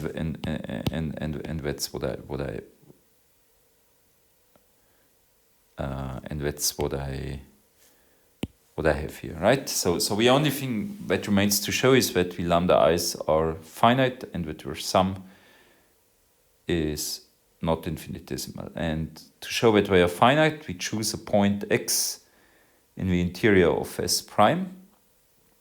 S has non-empty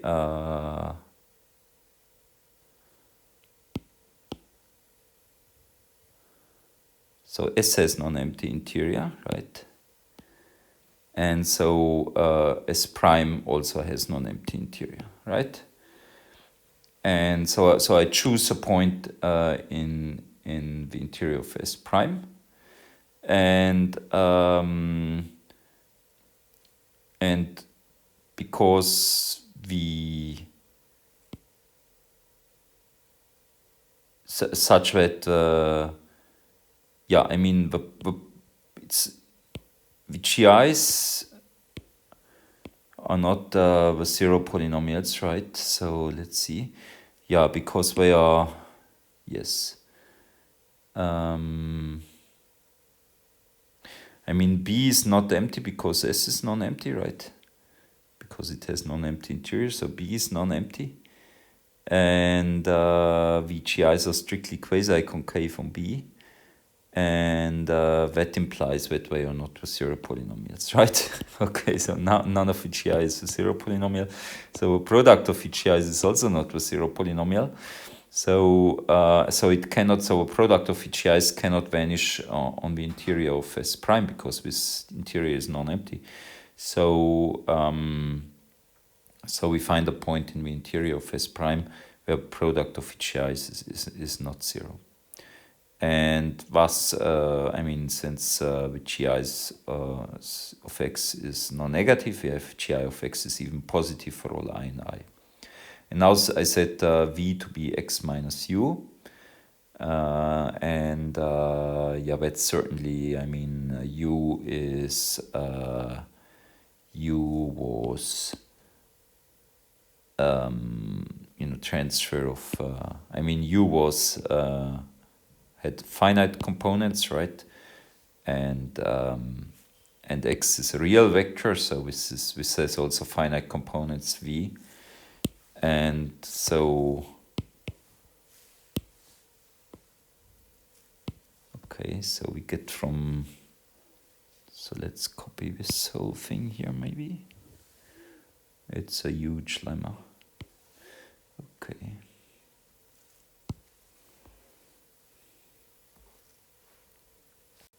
Okay, so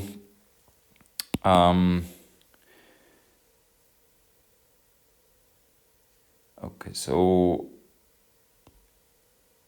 we set v equal x minus u. It has finite components, and we get from star that the gradient of f. So the gradient of f transposed v equals the sum of all I and I lambda I gradient share of u transposed v.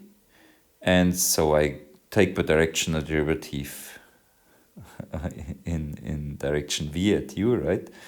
And so now the standard part of u is in S prime, right? It's in S even, right? And therefore in S prime. And S prime is convex, right? S prime is convex. We had noted this somewhere.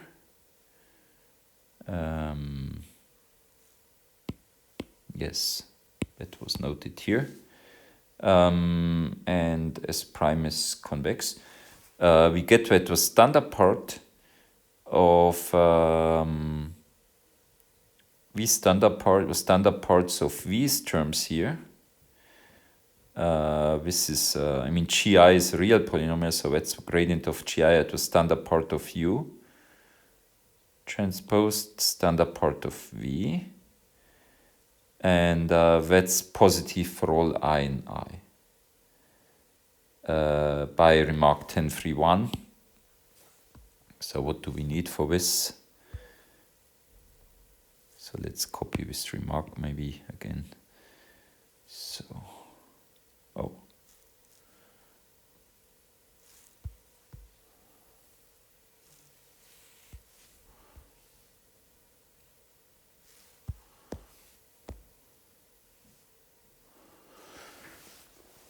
Yes.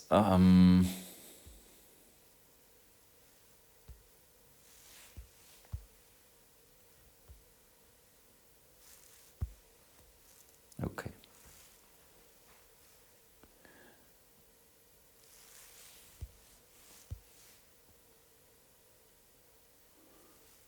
Okay, so we have here this remark.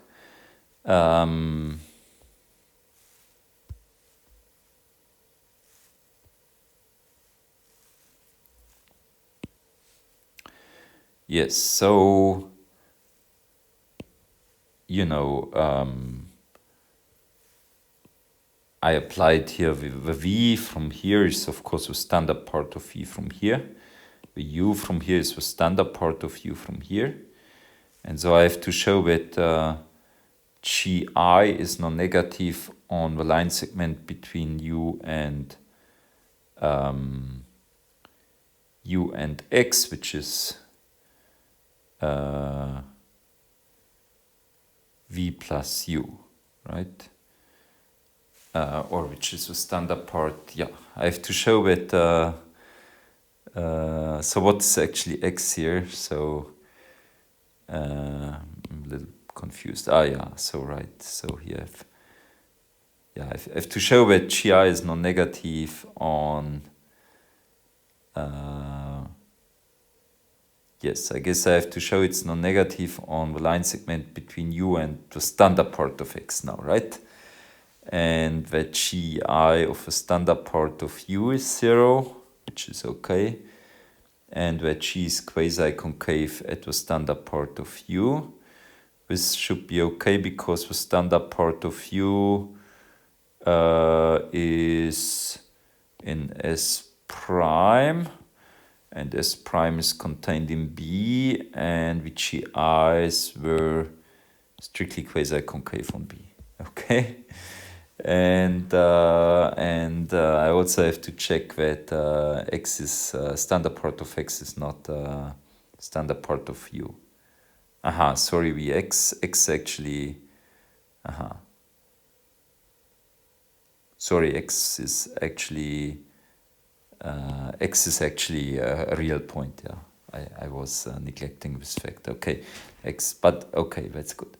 So we have to show that GI is non-negative. Okay, U and the standard part of U and the standard part of X are both contained in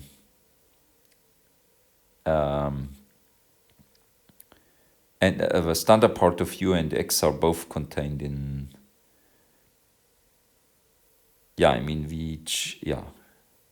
are both contained in S prime, right? Okay, so and S prime is convex, so and the GI is for every I and I are non-negative on S prime. Okay, good. So I think the only thing that we still have to check in order to apply this remark is that the standard part of U is not X. That's true because the GI of the standard part of U is 0, right? Whereas GI of X is positive. Yes, GI of standard part of X, why was that 0?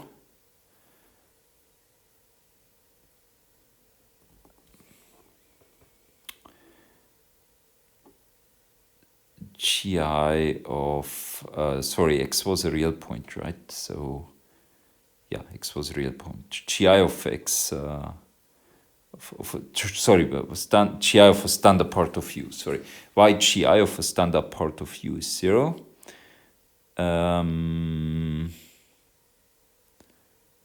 Because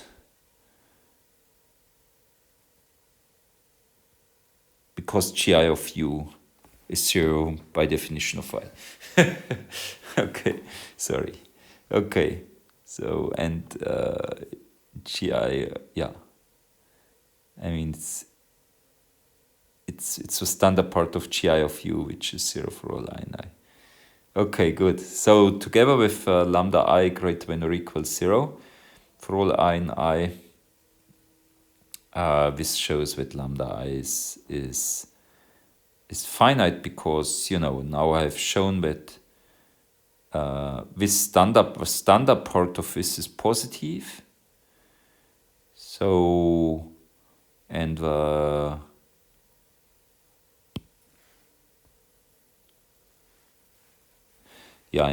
let's see. So clearly this here is finite, right?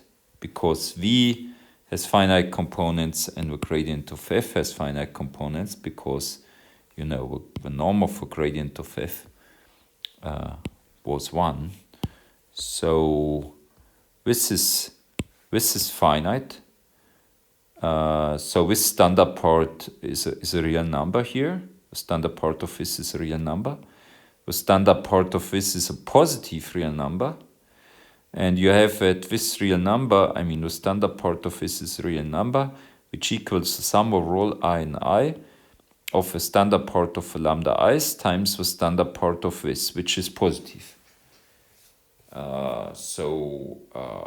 Yes, so that proves that the standard part of V lambda i's, that proves easily that V lambda i's are finite also, right? Okay, because otherwise one of the summands here would be infinite, and since all these summands are non-negative, that would not be possible if this is finite. Okay, so now the only thing that remains to show is that the sum of V lambda i's is not infinitesimal. But this is clear since star yields in particular that if I take the norm on both sides, 1 equals the norm of a gradient, this is equal to the norm of this sum. But this by the triangle inequality is less than or equal to sum over all I and I lambda I, the norm of gi of u, right? And this is less than or equal the sum over all I and I lambda I times the maximum of overall I and I of gradient of gi at u, norm of it. Note that this maximum makes sense since I is not the empty set. You know, if I were the empty set, this inequality could not be true. Or if you want, this equation could not be true because the norm of, because the gradient of f is not 0 because its norm is 1. Okay,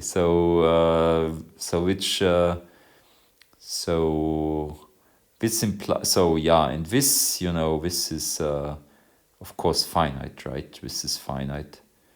So if this were infinitesimal, when 1 would be infinitesimal, which would be absurd. So that the sum of all lambda i's is not infinitesimal. Okay, done. Next lemma, and actually the last lemma in this section, but also not so easy. Okay. So let m be non-negative integer. Suppose we have polynomials g1 up to gm, real polynomials, and let S of g be the basic closed semi-algebraic set defined by it, and call that S. So this time I don't intersect with a ball or something. Suppose this is compact and has non-empty interior near its convex boundary. Suppose that gi is strictly quasi-concave on the convex boundary of S intersected with zero set of gi. Right, so gi should be, I look at the convex boundary, maybe I should draw a picture in a minute, or maybe I should draw it immediately. So basically, set S is something like this. No, it's badly drawn. Okay.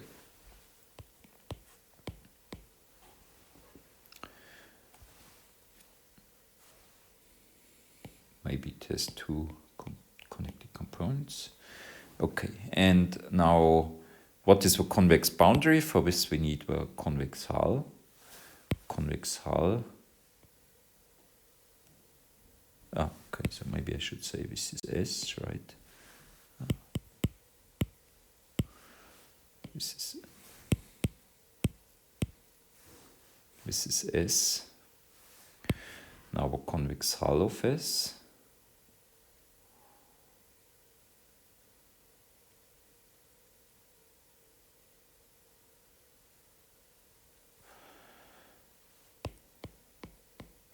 So this is the convex hull of S, okay, and the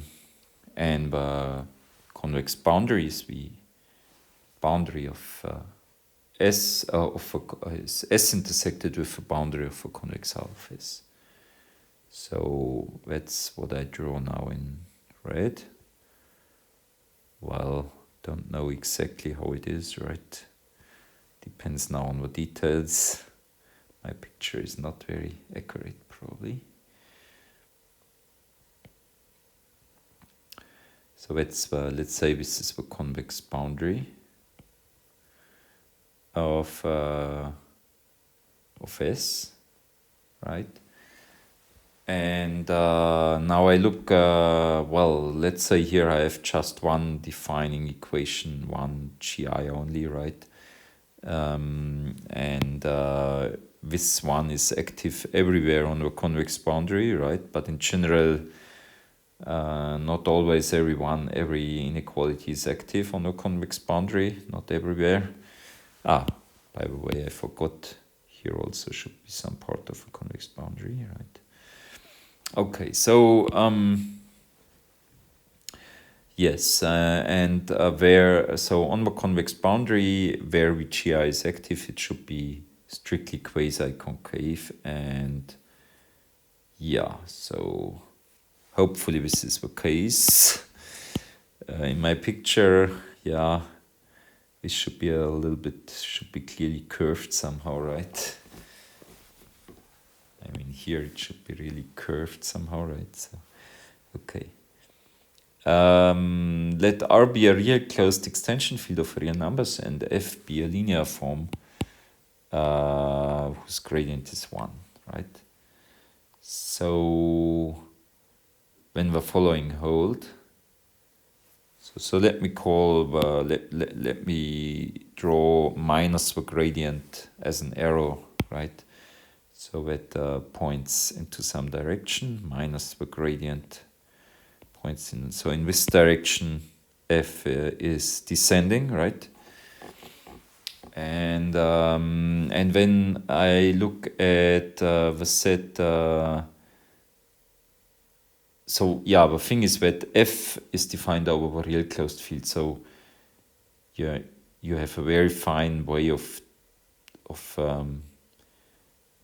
adjusting F, right? So because there is this infinitesimal shift somehow, right?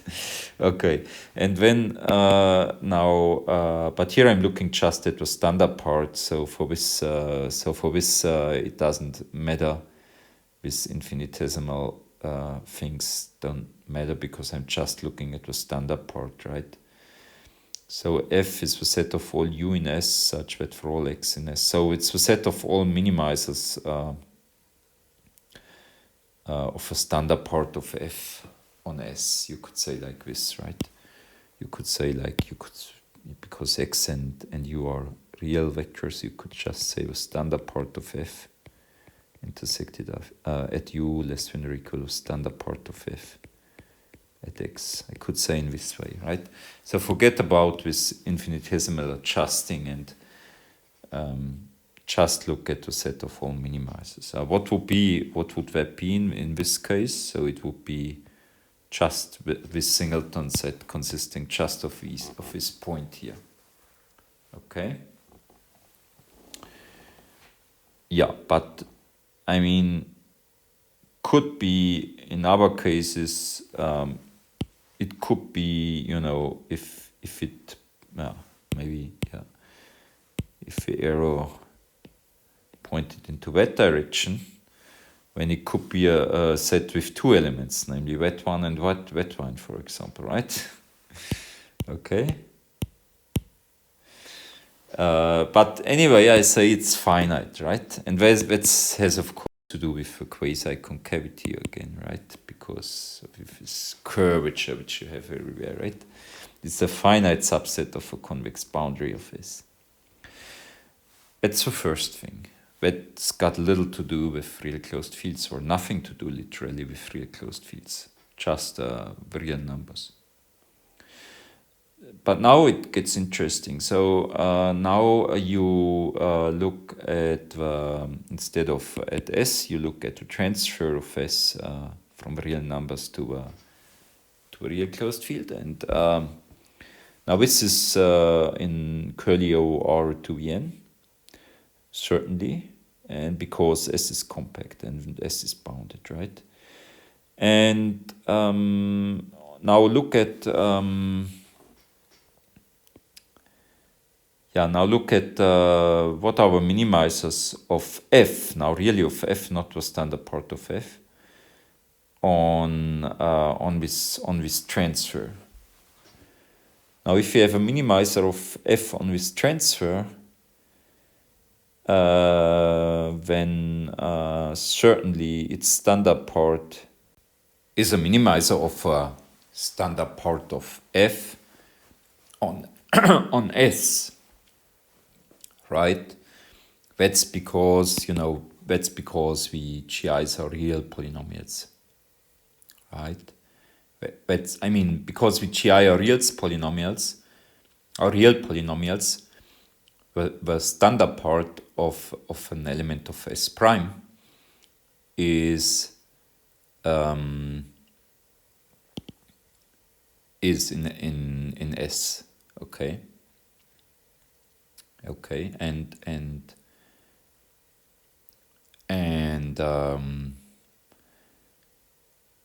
and hence, if you have a minimizer of a standard part of f on S,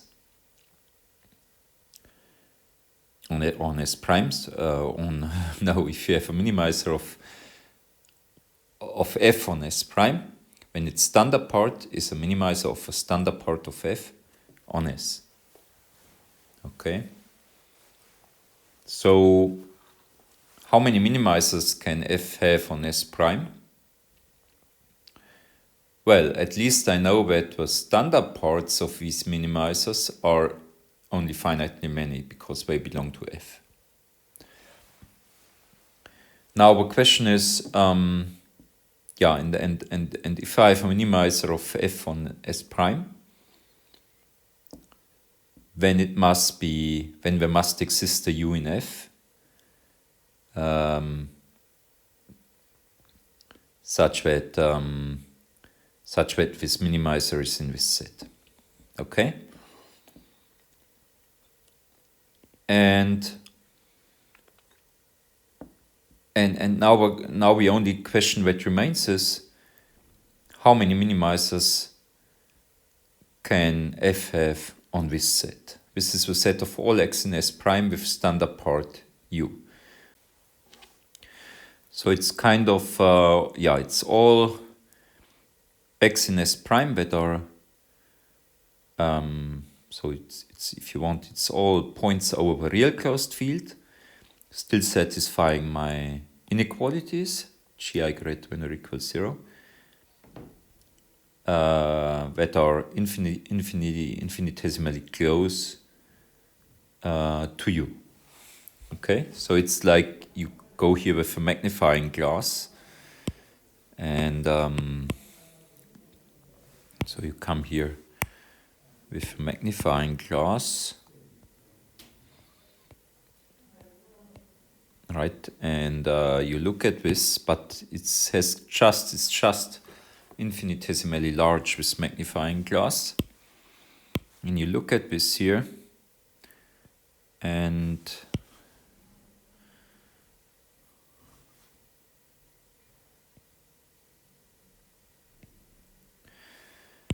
so all this is on an infinitesimal scale.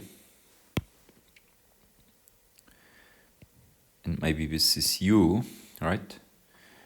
But since the gradient of f was in fact, maybe this is the standard part of a gradient of f, right? No. Maybe this was the standard part of a gradient of f. But the gradient of f itself, it's just infinitesimal. It deviates infinitesimally from it. Hard to draw, of course, right? And then the optimizer, the minimizer of f on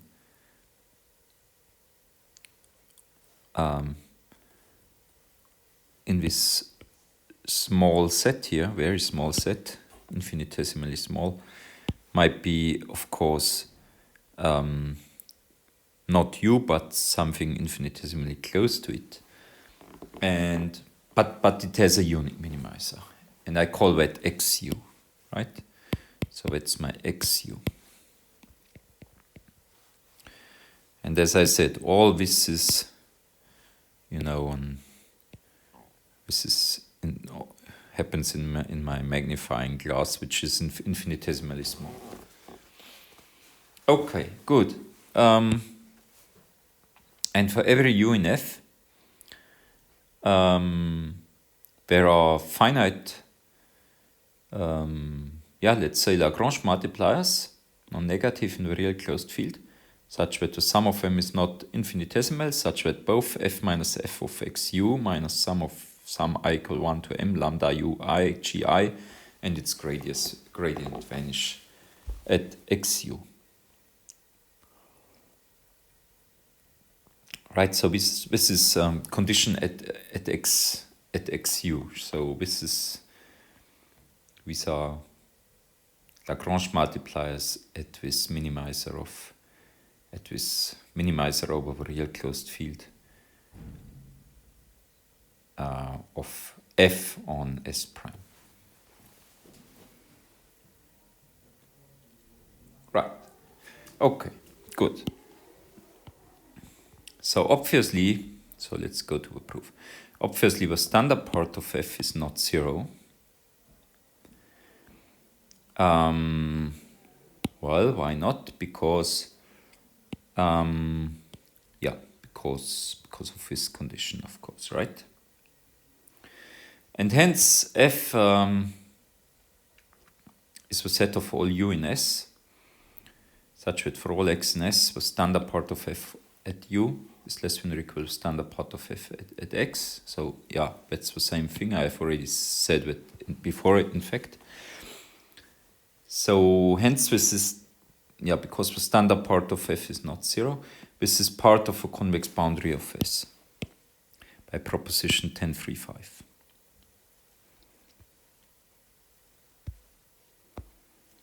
Right, by this proposition.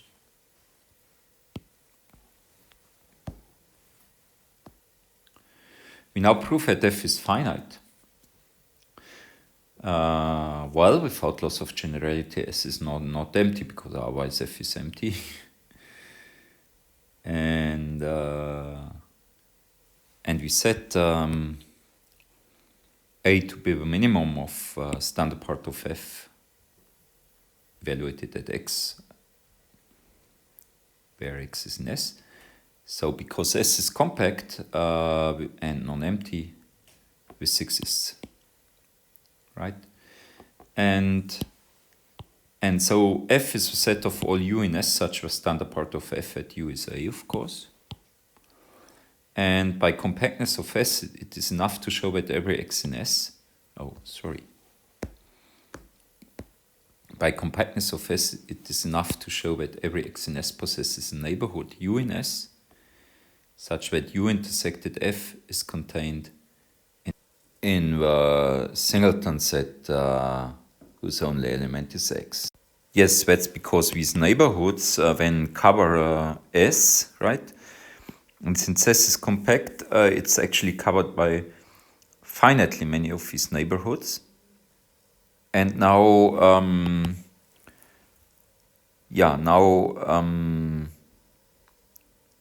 the intersection of one of these neighborhoods, of one of these finitely many neighborhoods with f, is either empty or a singleton.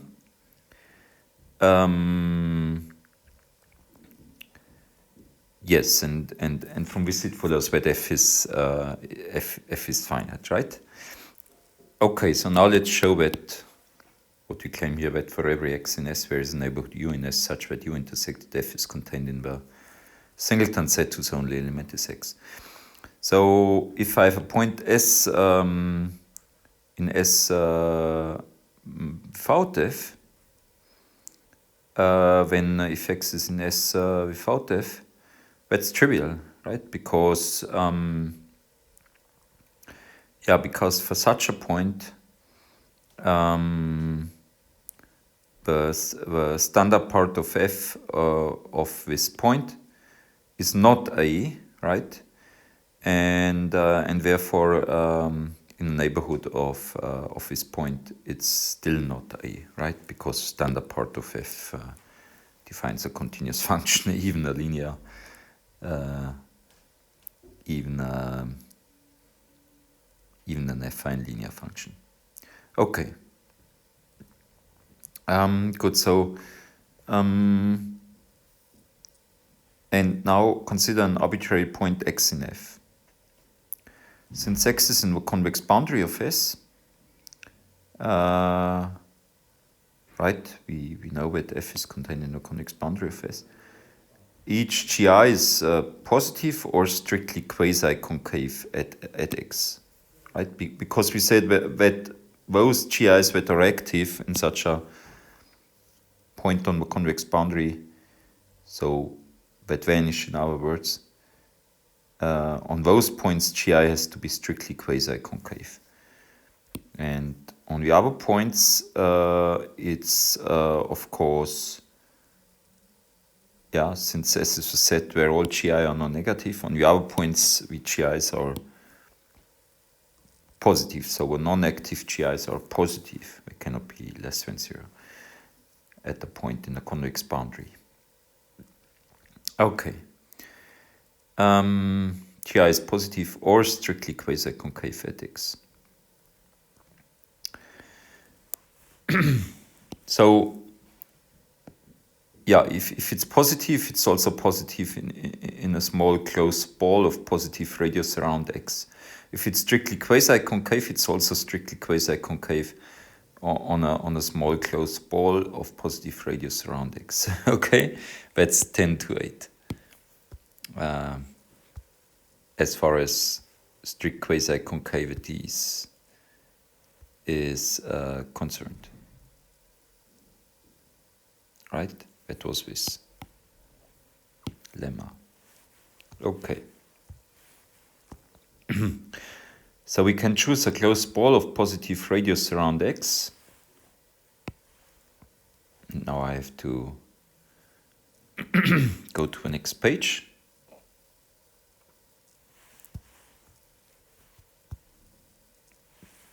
Which is also the last page for today. Happily. Okay. Yes, so maybe I should. Maybe we should cover this here. Okay.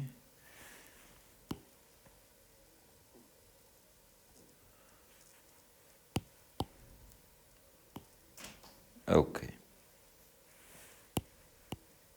And the cover sheet would also be fine, actually, so, okay.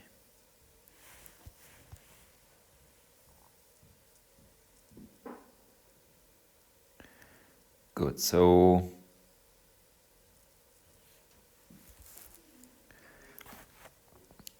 according to 10 to 8, we can choose a closed ball B of positive radius around x in R2n, such that GI is positive or strictly quasi-concave even on this closed ball B.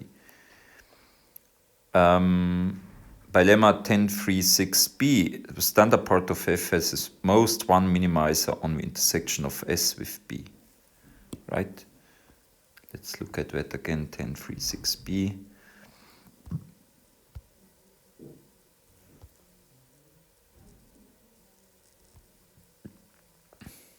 Yeah, here S was already a closed ball intersected with S of G, right? And the hypothesis was here that the GIs are strictly quasi-concave on the ball. We have this here.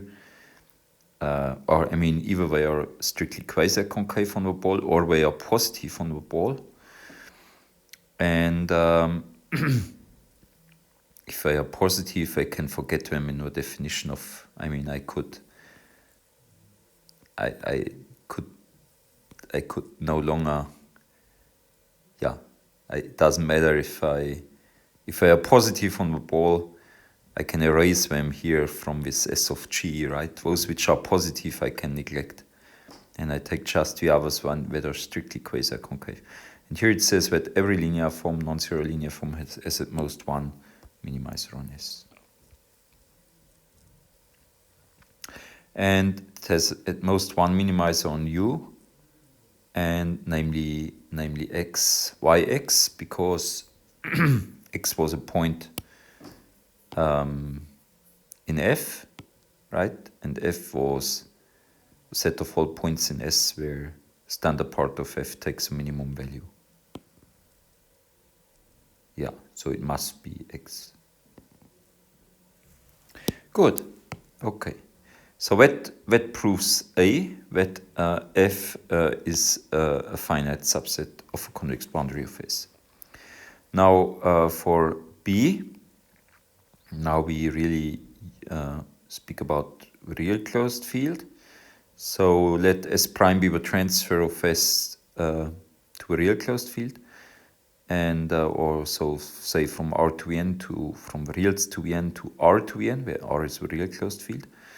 It's actually in OR to N, that's clear, because S of G is bounded, and F has a unique minimizer. We look at the set of all x in S prime such that the standard part of x is U, where U in F is, where U is now in F. And I claim that F has a unique minimizer XU on this set. So S prime is in OR to N. Yeah, so since S is contained in such a box, right, when the transfer is of course contained in this box, and this is in OR to N. Now we fix U in F, and we show that F has a unique minimizer on the set A, which is the set of all x in S prime. It's just this set, which gets now a name. Set of all x in S prime, such that standard part of x is U. So choose,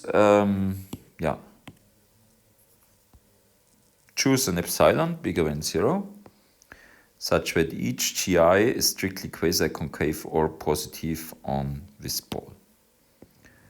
Okay, that's possible because VGIs are strictly quasi-concave on each element of the convex boundary. F is a subset of a convex boundary. I mean, on each element of a convex boundary, GI is strictly quasi-concave on each element of a convex boundary where it vanishes.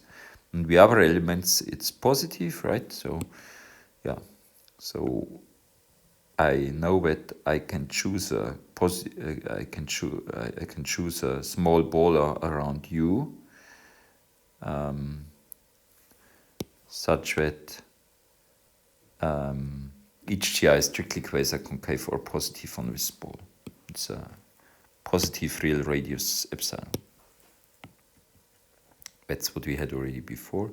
So since U is in the convex boundary of S, and since it is in F, right, and this is contained in the closure of the interior, because I assumed that S of G has non-empty interior near its convex boundary, right? That was the definition of having non-empty interior near its convex boundary. Lemma 1037a says that F has a unique minimizer X on the transfer of S intersected B. Okay, let's look at 1037a. 1037a. Yes, so here S was closed ball intersected with S of G, and the hypothesis was that each GI is strictly quasi-concave on B. Now we have that each GI is either strictly quasi-concave or positive. So a positive GI we can forget, because we can drop them in the definition here of S of G. That does not change the intersection with B, right? If we drop both GIs which are positive on B. Okay.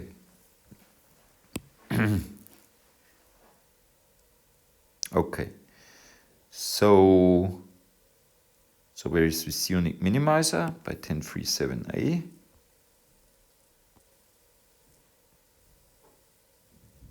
Yes.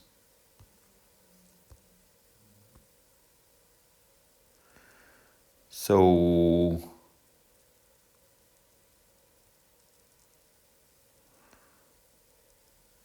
sorry, I have to be careful. So here we actually worked, yes, exactly, yes. Yes. Yeah, that's exactly okay. We worked here where also already over transfer. Okay, with the transfer. Okay, and because A is contained in the transfer of S intersected B, yeah, I mean, yes, I mean, A is a subset of a transfer of S, and it's a subset of the, and it's of course, okay, it's of course contained in any ball of any positive real radius around U, right? Because here actually the elements of A are infinitesimally close to U even. Okay, so it's of course also contained in the transfer of a ball, and therefore it's in the intersection, and the intersection of these two transfers is the transfer of the intersection, because transfer is an isomorphism of Boolean algebras.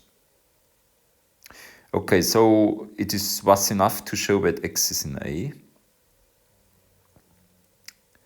Yeah, because remember what we wanted to show. So we want to show B. We fixed with U in F, and we want to show that F has a unique minimizer on this set, which was A.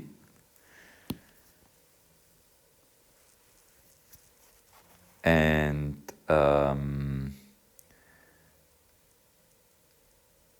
we know that F has a unique minimizer on the on this set, which contains A, right? And now if you can show that this unique minimizer X is actually an element of A, then of course it's also a minimizer on A, right? And it's of course also unique, because if I had two minimizers on A, then I would have two minimizers on the bigger set transfer of S intersected B also. Yes. So it's enough to show that X is in A. Note that U is in F intersected B.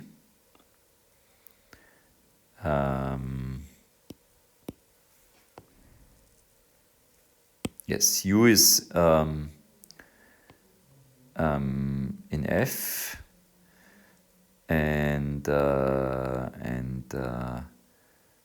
of course also in B. That's trivial. It's the midpoint of this ball B. So it's contained in S intersected B, right? Because F is per definition a subset of S, and this is contained in a transfer of S intersected B. Because yeah, how is the transfer of S intersected B is, I mean, S is defined by the inequalities Gi greater than or equal 0, with B is also defined by a weak real polynomial inequality. And yes, and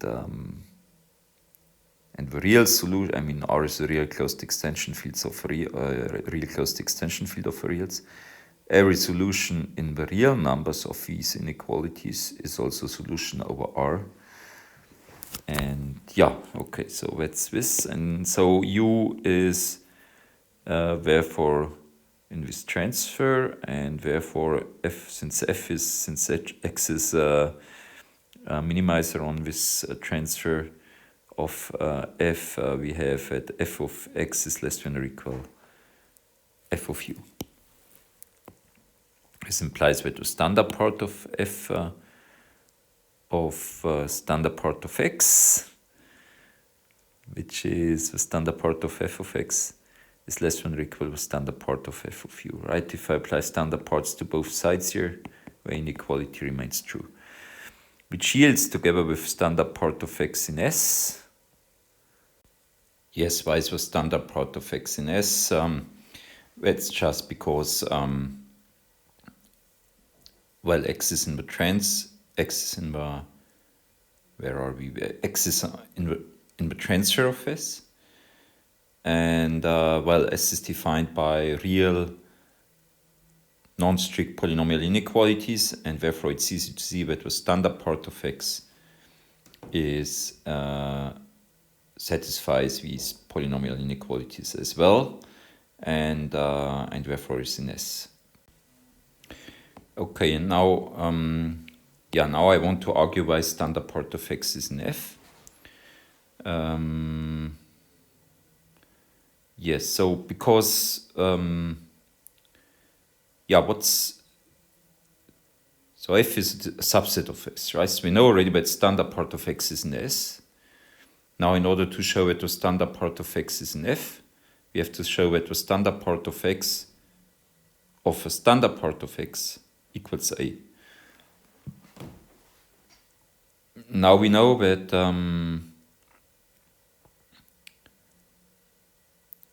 U is in F, and therefore A is the standard part of F of U. So we have to show that the standard part of F of U equals the standard part of F of a standard part of X, right? That's actually what we have to show in order to show that standard part of X is in F.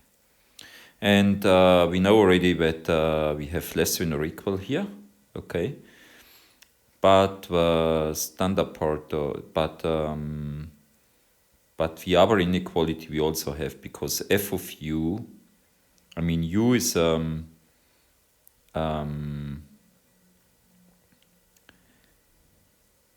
U minima, because A is with minimum here, so U minimizes the standard part of F on S.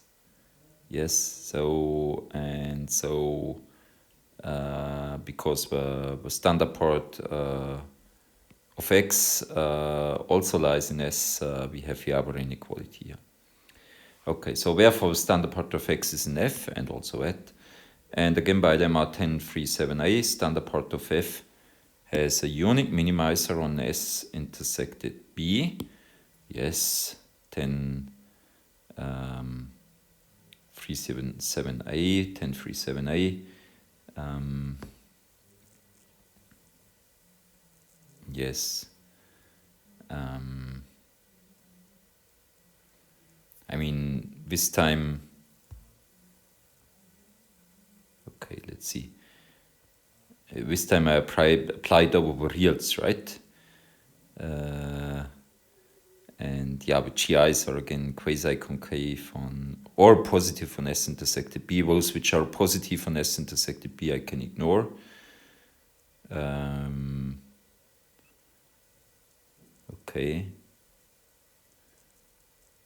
So yeah, each GI is strictly quasi-concave or positive on this ball. And now I apply 1037a just with real numbers as my field.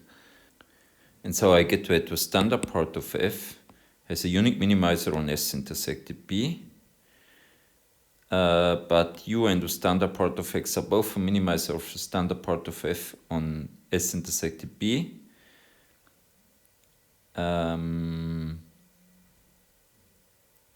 Yes. Yes, U is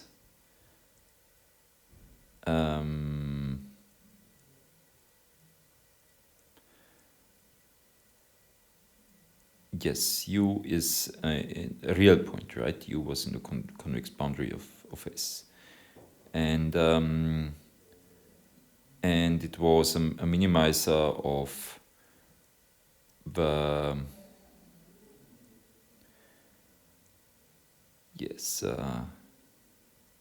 since U was in F, it was a minimizer of standard part of F on S. Okay, and so even on S, and since it lies in B, of course, right? It's even the midpoint of B. when the center of a ball B, when it's a minimizer also on of S of standard part F on S intersected B, and the standard part of X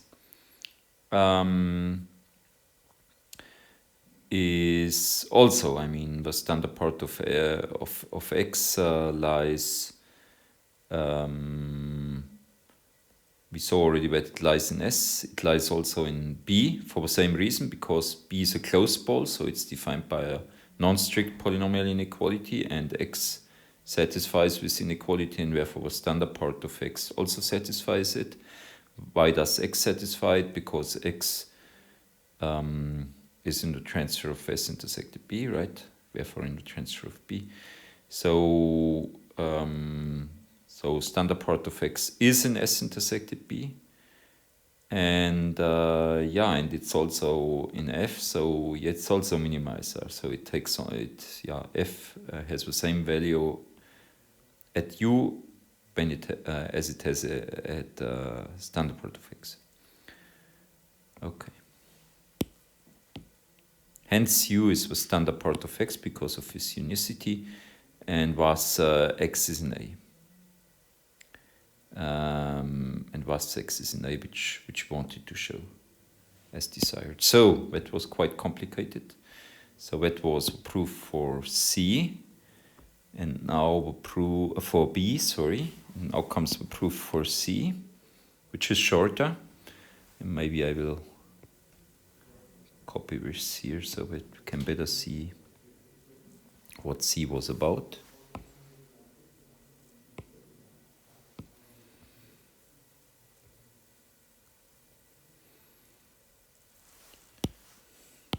So this is now a proof here for C. So C was for every U in F there are these Lagrange multipliers, non-negative Lagrange multipliers, such that they are finite, non-negative from real closed field R, and where sum is not infinitesimal, such that both F minus F of XU minus the sum from I equal 1 to M lambda U I G I and its gradient vanish at XU. And XU was this unique minimizer of F on, this set here. Okay, let U in F and choose again a positive epsilon such that each GI is strictly quasi-concave or positive on this ball. The same game again. Such that B intersected F consists just of U. I mean, U is an element of F intersected B, no matter what this positive radius epsilon is. But since F is a finite set, we have already seen in A, it's clear that I can choose, if I choose the radius sufficiently small, that this will be a singleton just with U. So now I have this minimizer XU on this set. And this is in the this is certainly, I mean, this minimizer, this is its standard part is U, so it's certainly, no matter how small epsilon, it's certainly in B, it's even in the interior of B, of course. And in its transfer, of course, because it's not a real point, but it satisfies this inequality, saying that the distance between between XU and U is less than or equal to epsilon, even less than epsilon. Would even work if epsilon is positive infinitesimal. Here epsilon is even real. So so XU is certainly in this transfer and obviously minimizes F on the transfer of S intersected B. So why is this the case? Why is XU a minimizer of F on the transfer of S intersected B? Yes, I mean, it's because U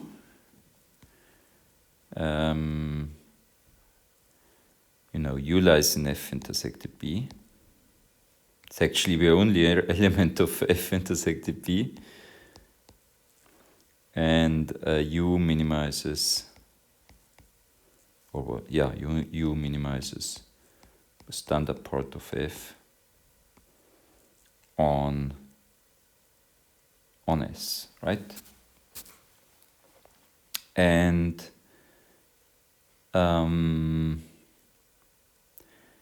the set of minimizers of a standard part of f on S is f, right? So u is the only minimizer of standard part f on S intersected B. U is the only minimizer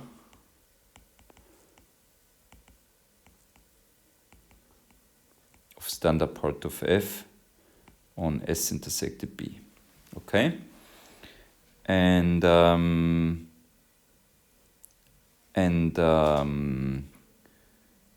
yes, and now why does xu minimize f on this transfer? So we have to show that for all y in the transfer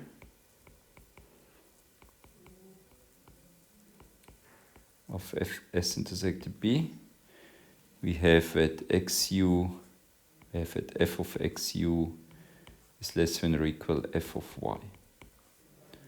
Now,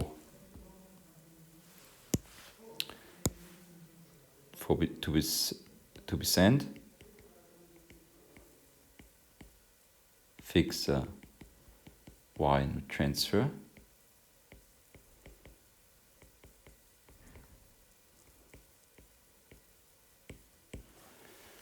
Okay, so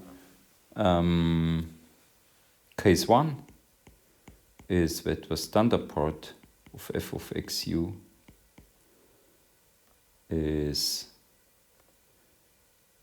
smaller than the standard part of f of y. And when if a standard part satisfies strict inequality, then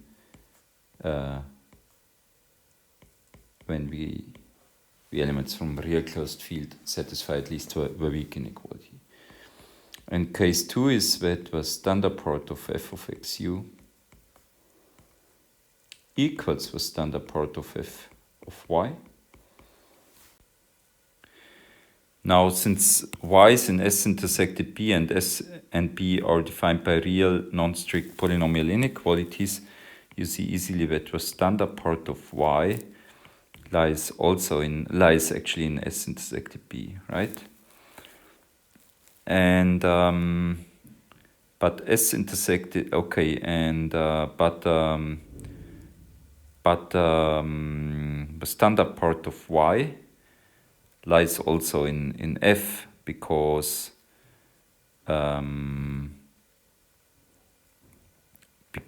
xu lies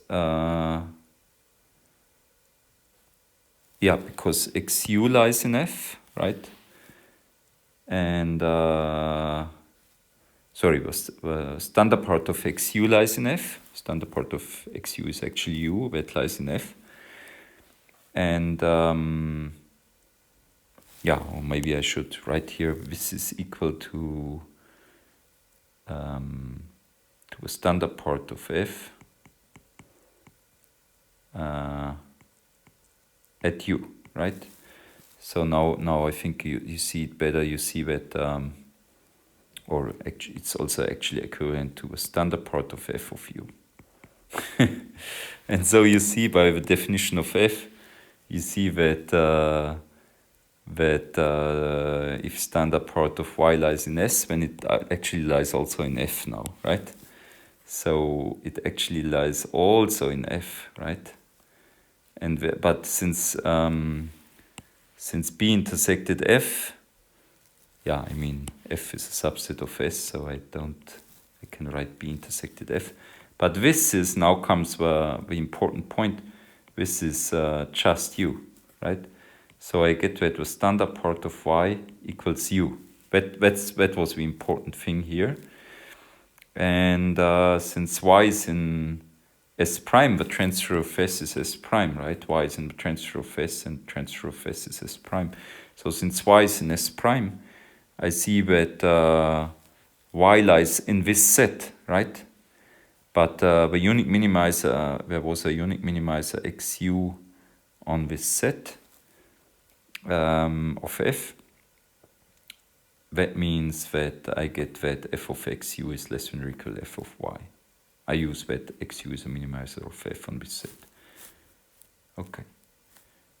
And I would also get that Y equals XU, but I don't mind.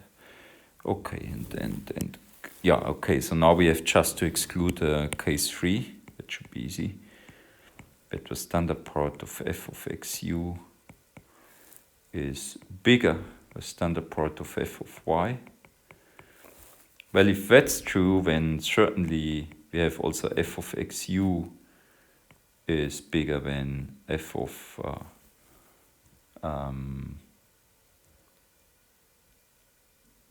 oh, sorry. Actually, yes, I see. Actually, if you have a strict inequality, I said that we have at least a non-strict inequality for the elements from the real closed field.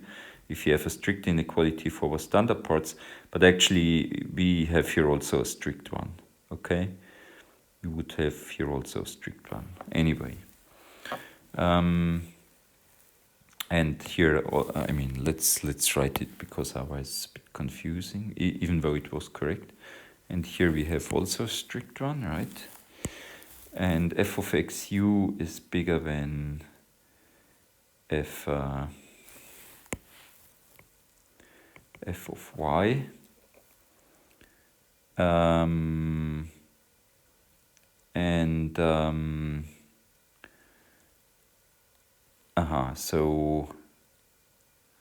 Sorry. Okay, so U was the only minimizer of standard part of F on S intersected B. But the standard part of Y is in S intersected B. I said that already, right? The standard part of Y, that's still true. Standard part of Y is in S intersected B. And U was the only minimizer. Yeah, so this is not possible. So sorry about that, that was a bit confusing. So this is not possible because of this.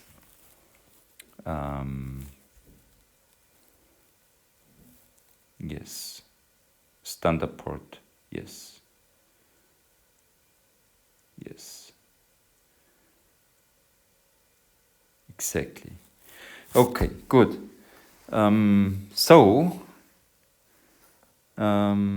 We get the necessary so XU in the transfer of this open ball obviously minimizes F on the transfer of S intersected B, and we get the necessary Lagrange multipliers by lemma 1037b. Let's see.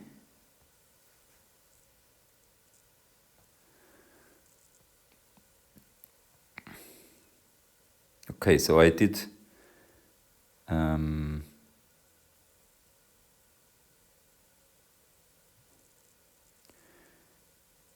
so yes, so I here have real closed extension field of reals, and F is a polynomial whose the norm of linear polynomial linear form whose two norm is 1, and here I had the same hypothesis, right?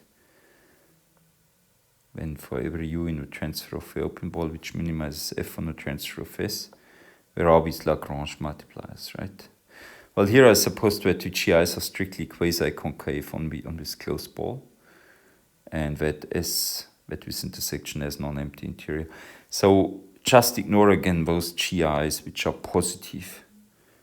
Some GIs might be positive on this ball, but then you can drop them in the definition of S of G and just forget about them. And the corresponding Lagrange multipliers I can set to 0. And yes,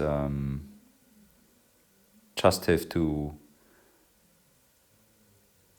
yeah, so and S of G has non-empty interior near its convex boundary also.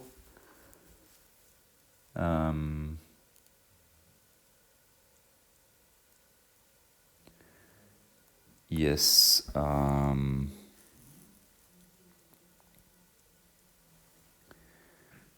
Yes. And okay.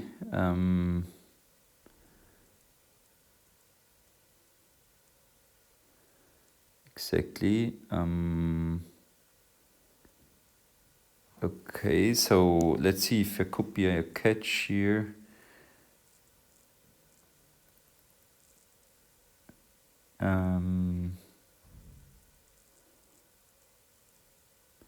Well, here I said that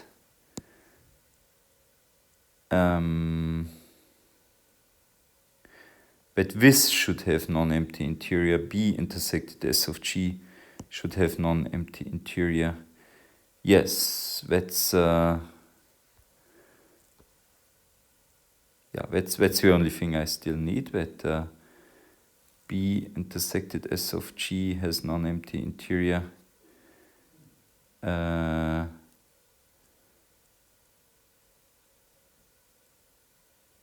Okay, why does let's see the definition again of having non-empty interior near a convex boundary. Where is this definition?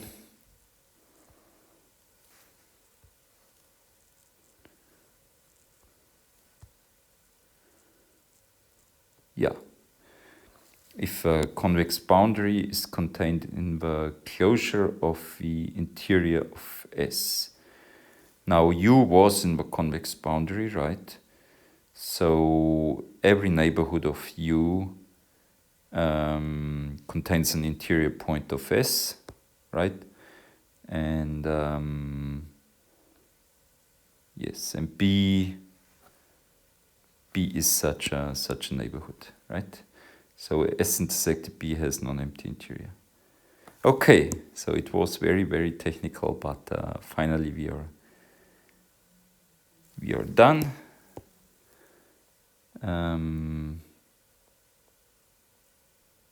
Yes, thanks for listening. Sorry for being so technical this time, and see you next time.